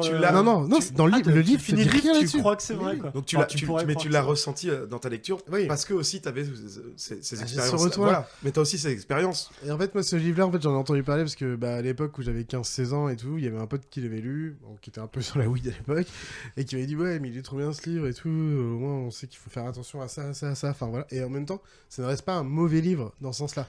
C'est juste qu'il est trop exagéré pour plein de trucs. C'est peut-être pour ça qu'il était au CDI dès mes 11 ans. Mais bien sûr. L'imposture est bien avérée, il n'y a pas de souci. Non, il n'y a aucun problème là-dessus. Mais en fait, ce qui est moche, en fait, c'est plus pour en avoir parlé avec quelqu'un d'autre. Il fait mais c'est pas grave d'avoir écrit un faux livre pour un bon truc. Je fais non, c'est pas ça le problème. C'est d'avoir voulu dire que ça a toujours été un vrai livre. Mais c'est pas gars, ça, c'est pas. Vous connaissez Fargo ? Oui, bah oui. C'est Fargo, c'est la même chose. Le film commence par attention, ce film est tiré de faits réels, et en fait, pas du tout. C'est juste les frères Cohen qui se foutaient de la gueule du spectateur pour qu'ils soient plus immergés dans le truc. À côté, eux, ils se disaient pas, c'est vrai. Oui, non, eux, c'est du second degré. Pour le coup. Parce que moi, c'est le genre de truc, je plonge, quoi. Ah bah ouais, pareil. Ceci est basé sur une histoire vraie. C'était l'objectif des frères Cohen quand ils ont sorti Fargo. Mais d'ailleurs, Narcos, c'est pareil, en fait. Pablo Escobar n'a jamais existé, les gars. Non mais voilà, le livre est sorti en 71 et c'est en 93 que ça a été officialisé que c'était faux. Par elle. Par elle, d'accord, donc c'est bien. Ok, d'accord. Donc c'est pour ça, c'est plus dans ce sens-là. C'est pas le problème de faire un faux truc et en plus, dans l'idée, c'est pas mal. Mais c'est juste. Arrête de dire que c'est faux. Et pourquoi Après, est-ce que ça reste un bon livre ? Il est sympa à lire, franchement, il est vraiment Quel est adolescent et ça se lit en un après-midi. Juste par curiosité, quel est le déclic qui lui a fait avouer l'imposture ? Ah, je sais pas, tiens, ouais, mais au bout d'un moment, peut-être. À la fin des royalties. Tous les faux, peut-être tous les. Au bout du 4e ou 5e ou 6e, qu'on a arrête. En fait, t'as fait que ça, meuf, de ta vie. Ok, d'accord. Eh ben, c'est encore une chronique bien légère, hein. Ça fait plaisir. Décidément, cet épisode. C'était léger aujourd'hui. Je me sens bien. C'est un peu léger parce que ça finit par. L'autre, c'est une connasse en fait. Sans déconner. Donc la drogue, c'est bien en fait, c'est ça le message. Il y a 10 000 trucs à faire sur la drogue en mode rigolo. On a choisi quand même que du noir. Mais sans se concerter, mais c'est peut-être pas plus mal. Vu que nous, c'est un des trucs que je maîtrise le moins. Le message qu'on pourrait éventuellement passer, c'est une bonne chose. Mais après, il y a plein de films sur la drogue qui peuvent aussi être rigolos sans forcément faire l'apologie de la drogue. Moi, c'est Human Traffic, c'est le mieux. Ça te montre le fun et il y a c'est un peu chiant. Il y a un film dont je ne me souviens plus le titre exact, mais qui est très long. Il est même découpé en 2 parties sur mon disque dur parce que je ne tiens pas ouais, il devait tenir sur 2 DVD. RIP. La Reine des Neiges ? Non, pas La Reine des Neiges. Avec Blake Lively. En Californie sur 2 mecs qui inventent une weed, et ça c'est tiré d'une histoire vraie pour le coup, qui inventent une weed qui est exceptionnelle et qui commence à faire vraiment un carton pas possible en Californie, au point que des cartels mexicains viennent leur dire écoutez, c'est simple, soit vous nous vendez la formule et vous bossez pour nous, soit on va plus vous voir longtemps dans le paysage. Et les mecs, le problème c'est que dans les, tu vois, t'as 2 mecs là-dedans. Blake Lively, on parlait de polyamour tout à l'heure pour d'autres raisons. Blake Lively est avec les 2 mecs. Voilà, ils ont une espèce de trouble en fait. Et l'un des 2 en fait est plutôt pour lâcher ses droits sur la weed en fait au cartel mexicain et se dire ok c'est bon, on a fait de la maille, on arrête. Et l'autre dit non, c'est notre création, c'est notre Putain, c'est du copyright de la weed, quoi. C'est ça, on a le copyright sur ce produit-là, c'est hors de question, on est les propriétaires. Ce film-là, je sais, j'ai un trou de mémoire, faut que je vous retrouve ça. Ah, si tu cherches Blake Lively, film sur la drogue, tu trouveras. Ouais, je vais trouver. Vous me parlez d'autre chose, je reviens dans 2 secondes. Je reprends la main. Juste avant de parler des recos, Pedro, comme il l'avait dit dans son introduction, il nous est impossible d'être exhaustif, mais est-ce qu'il nous reste encore des œuvres à aborder vis-à-vis de la drogue ? Il y a Blow, on n'en a pas parlé, avec Johnny Depp. Qui est vachement bien et qui est tiré sur une histoire vraie. C'est pareil aussi, c'est un mec qui a travaillé avec peut-être avec Pablo Escobar d'ailleurs, je crois. D'accord. Attends, je sais plus si non, c'est pas possible, il est mort depuis un petit moment, Escobar. Oui, mais en fait, c'est retracé d'une vie d'un mec. Ok, d'accord. Non, c'est pas 93 la mort d'Escobar. Je dis pas que Johnny Depp a travaillé avec. Non, c'est dans le film. Il joue le mec qui a travaillé avec et tout et qui a fait beaucoup son trafic aux États-Unis. Et qui partait de rien et tout machin, et qui est monté, et qui est un super film sur la drogue, qui est très intéressant, et tiré d'une histoire vraie. Et je crois que c'est Pablo Escobar qui est relié, parce qu'il va avec le Mexique et la Colombie en plus, donc... c'est bien possible. Bien. On a alors dans les séries, après avoir vu Narcos, vous pouvez continuer sur... Il y a Narcos Mexico, bon, qui est pas inintéressant. Alors, attention, historiquement, Narcos Mexico, on est plus sur de la rigueur historique. Oui, tout à fait. Qui parle de Guzman. El Chapo. Ouais, de El Chapo. Et El Chapo, c'est un personnage qui est fascinant parce que El Chapo, ses derniers faits. C'est un sacré client aussi. 2011, hein, il a réussi à s'échapper en 2011 et repris en 2012. C'est un sacré client aussi. Escobar. J'ai pas cité les chiffres tout à l'heure parce que c'était pas le but de la chronique. Non, mais Escobar, quand il est mort, il a 30 milliards. Il a 30 milliards de dollars de côté. La rumeur dit que genre un tiers des billets américains est entaché de son. C'est largement faisable. Ouais, c'est largement faisable. C'est ahurissant la logistique qu'il y avait derrière. À chaque fois d'ailleurs à chaque fois que je suis outre-Atlantique, à chaque fois que j'ai des billets dans la main, à chaque fois que je me fais cette révision, je me dis putain, ça se trouve il y a un camé qui l'a touché avant moi. Je sais pas. C'est plus fort que moi. Oh, tu sais, t'as pas besoin d'aller aux États-Unis pour ça. Oui, t'as pas besoin. Oui, c'est vrai. Et alors, je suis parti aux toilettes. Je vous ai entendu parler de Blow juste avant là. C'est Pablo Escobar qui le film Blow qui l'a réalisé parce que le film Blow aussi c'est un chef-d'œuvre aussi. Oui, c'est bien avec Pablo Escobar qui travaillait le mec du personnage de Johnny Depp. C'est pas dit explicitement. Ah, c'est pas dit explicitement. Je crois que c'était dit en fait. Je sais que tu l'avais eu il y a pas moins longtemps que moi, donc c'est pour ça que je. Ah non, moi ça fait longtemps. Mais je sais que tu le kiffes plus que moi. Ouais, je l'avais bien kiffé aussi, mais c'est le genre de film que j'ai regardé plusieurs fois il y a 15 ans. Le film dont je vous parlais avec Blake Lively, c'est Savages. Vraiment... oui, bien sûr. Ouais, vraiment, c'est bien. Hein. Oui. Ouais, c'est un bon film. Je vous écoute car je suis vraiment nul sur le sujet. Le seul truc auquel je peux me rattacher, c'est éventuellement sur les gangsters, mais à part ça, oui, parce que c'est pareil, je l'ai pas cité parce qu'on les cite suffisamment souvent, mais dans Les Sopranos. On parle de drogue. Oui, forcément. Si tu parles de gangsters, moi j'avais parlé des infiltrés, ça parle de. Si on parle de gangsters, là par contre je peux commencer à parler. Mais oui, la drogue vraiment telle quelle, je suis pas très calé. Et bon, allez, eh bien écoutez, si on a fait le tour du sujet, je pense qu'on a été pas mal sur cet épisode, messieurs. Oui, je vous propose d'enchaîner sur les recommandations et je vais commencer par toi, Pépé, qui est en face. Allez, c'est parti, on y va. Est-ce que tu as des recommandations à nous faire ? Oui, comme d'habitude, j'avais pas prévu de recommandations, mais tout à l'heure, j'ai pensé tout à coup à un podcast. XNXX.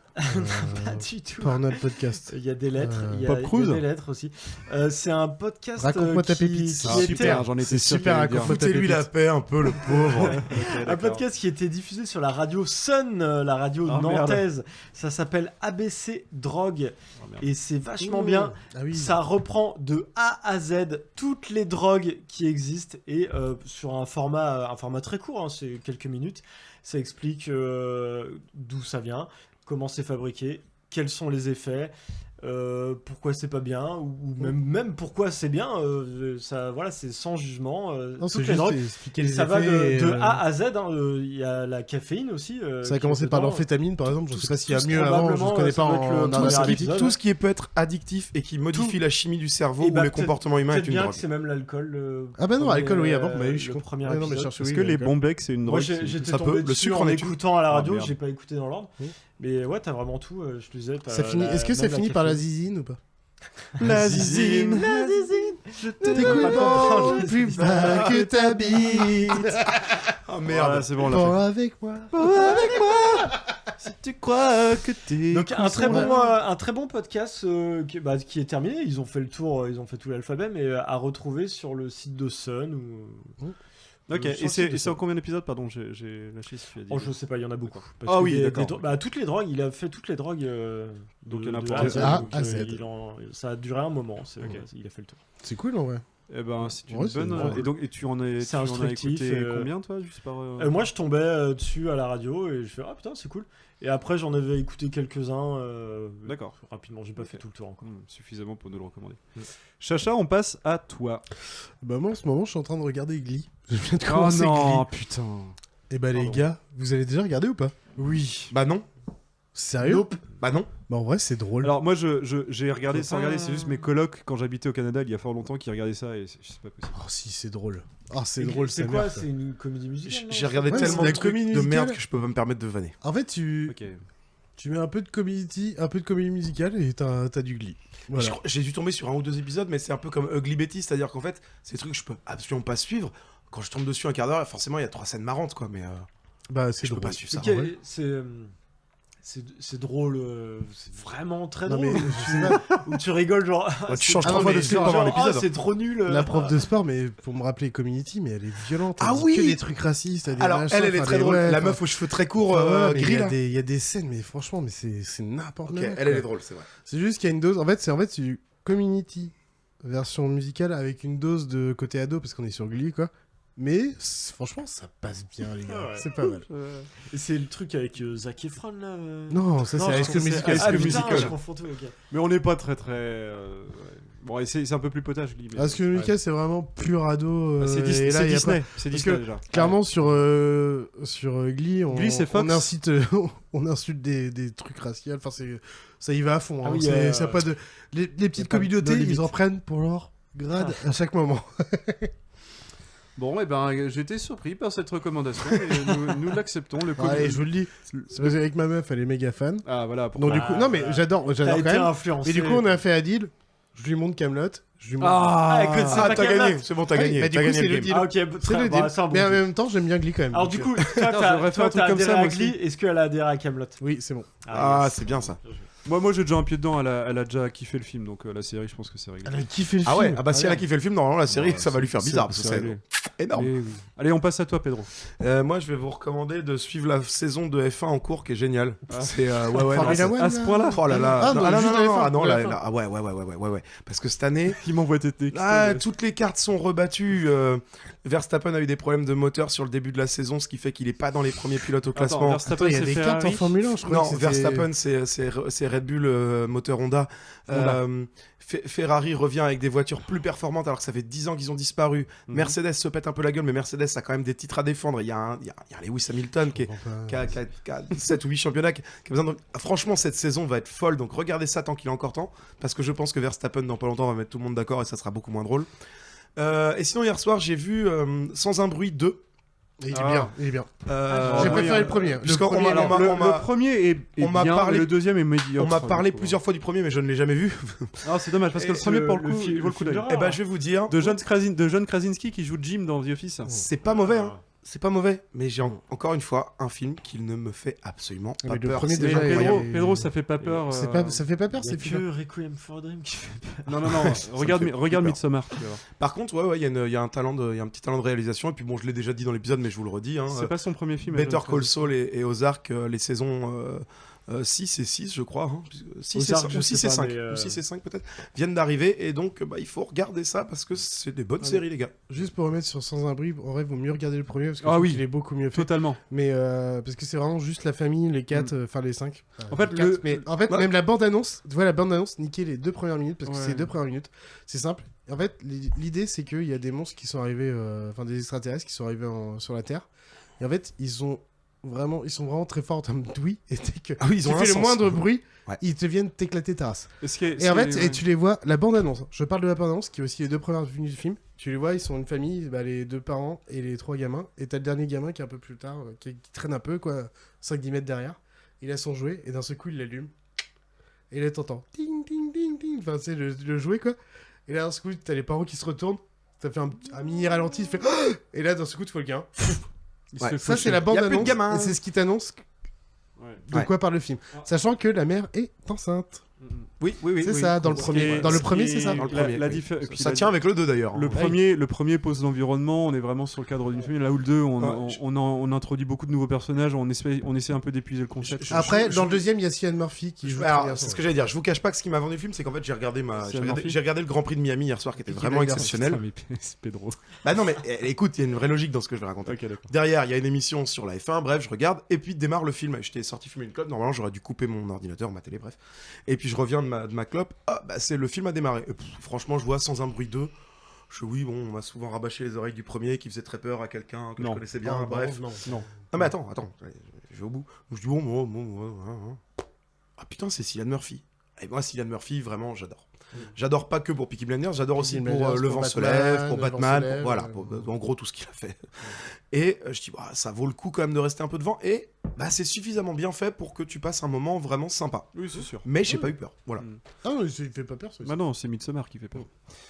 Très bien. Et écoutez, Angelo, moi, et toi, recommande-nous, Angelo. Moi, alors, juste pour revenir sur la fin, parce que je suis un gros Jackie de sport, mais le sport mécanique, j'ai jamais réussi. Mais tu vas le regarder avec moi bientôt et tu vas tout comprendre. Ok, tu essaieras de me convaincre. On a l'un des meilleurs commentateurs. On a l'un des meilleurs commentateurs au monde de Formule 1. C'est très mal dit de dire. Je suis un Jackie de sport, c'est l'inverse. T'es un Jackie, pour moi, tu dis Jackie de sport, ça fait bizarre. Moi, j'ai l'impression que. Un geek de sport mécanique. Jackie de sport mécanique, pour moi. Un nerd. Un mec qui est sport mécanique, il est Jackie. Donc, oui, non, mais en fait, c'est l'inverse. Oui, bon, là, vous avez compris ce que je voulais dire. On parle de Formule 1, là. Ouais. C'est plutôt. Non, là, pour le coup, t'es plutôt sur le tennis ou le golf, quoi, tu vois, c'est pas. On n'est pas sur le MotoGP. Mais donc, tu connais rien, en tout cas, oui, c'est pas grave. Voilà, puis les sports mécaniques. Mais bon, bref. Mais du coup, est-ce que tu as une recommandation ? Oui, j'ai une recommandation, messieurs, qui m'est arrivée pendant les vacances à Vancouver. Je voulais montrer à madame un film que j'aime beaucoup, que j'ai vu pas mal de fois dans ma vie et que j'ai beaucoup de plaisir à revenir. C'est un film très récent, sorti en 1954 par Alfred Hitchcock, qui s'appelle Fenêtre sur cour. J'adore ce film. Alors je l'ai revu parce qu'en fait, quand j'étais en vacances, j'avais lu La Dame du Lac de Raymond Chandler, qui est considéré comme un des plus grands polars américains de l'histoire du polar. Et du coup, je me suis dit, putain, j'ai envie d'enchaîner avec des films noirs. Et je me suis dit, Fenêtre sur cour, tout simplement. Bravo, et ce film, messieurs, ce film ne vieillit pas. Si vous n'avez jamais entendu parler de ce film, si vous n'avez jamais vu ce film, alors moi je l'avais acheté sur Apple TV, donc du coup la colorimétrie est refaite, le filtre, il est refait en 4K, voilà, pour dire la chose. Et il n'a pas pris une seule ride, sachant que ce film est fait en studio. La mise en scène est... C'est Hitchcock, il est au sommet de son art à cette époque-là. Grace Kelly est sublime. Enfin, le casting est incroyable, l'histoire est incroyable, tout est incroyable. Chaque détail est incroyable. Et quand je dis chaque détail, c'est-à-dire chaque fenêtre à l'arrière-plan de chaque scène, il se passe quelque chose. Je vous recommande très chaudement ce film que je tiens très près de mon cœur. Voilà. En tout cas, le scénario a été repris plein de fois. C'est probable. Le truc du voisin qui aurait tué quelqu'un et machin, le mec il est bloqué, il peut pas les voir et tu peux pas vérifier. Il est en train de les visionner et tout machin. Génial. C'est ça. Ce film est génial. Il n'a pas pris première fois qu'on la voit fumer dans un film et la seule fois, pour info. Petit fun fact. Et je l'ai vu il y a 3 mois pour la première fois dans ma vie. C'est fou. C'est vrai, 5-6 mois ou un truc comme ça. D'accord. Et en fait, c'est par hasard, en parlant avec la Zouz, je parlais de Fenêtre sur cour, la chanson des Vriggles. D'accord. Qui en fait, qui s'appelle Fenêtre sur cour parce qu'en fait, toutes les paroles ne sont que des noms de films. D'accord. Qui est magnifique en plus. C'est ouf que t'en parles aujourd'hui. Je suis tombé sur une photo, visiblement, qui a été retrouvée dans des archives publiques il y a pas longtemps, de Grace Kelly et Audrey Hepburn en studio de maquillage, toutes les deux de dos. Enfin, la photo est splendide et je l'ai vue cet après-midi, tu vois. Elle est sublime. Enfin, il est incroyable ce film. Je suis pas très objectif sur ce film. C'est un très très bon film. C'est un très très bon film. Et écoutez Violent So et écoutez We Hate You, Please Die. Voilà, ça c'est histoire d'avoir 5 recos. C'est une énième recommandation de Pedro en plus. On va lui instaurer un quota bientôt, je vous l'assure. Je pense que c'est tout pour aujourd'hui et c'est déjà pas mal parce qu'on est sur un épisode qui n'est pas des plus légers en termes d'ambiance et d'atmosphère. Fatas. Mais voilà, j'espère que vous avez apprécié. Puis on se dit, je vous l'assure, l'épisode prochain sera plus lolilol. La drogue, c'est mal. Chacha dit non, mais bon, on verra bien. Allez, à plus tard. Allez, ciao. Salut. Ciao les gens. Terminé. Houston, on a un problème.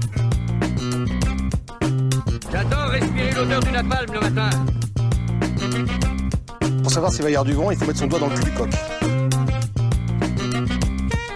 All you can J'aime me battre.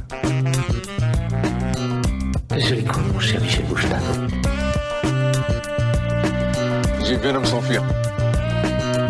Il était comment? Il était de dos. On fait une descente au village et on arrête tous les types qui étaient de dos hier. Hasta la vista, baby.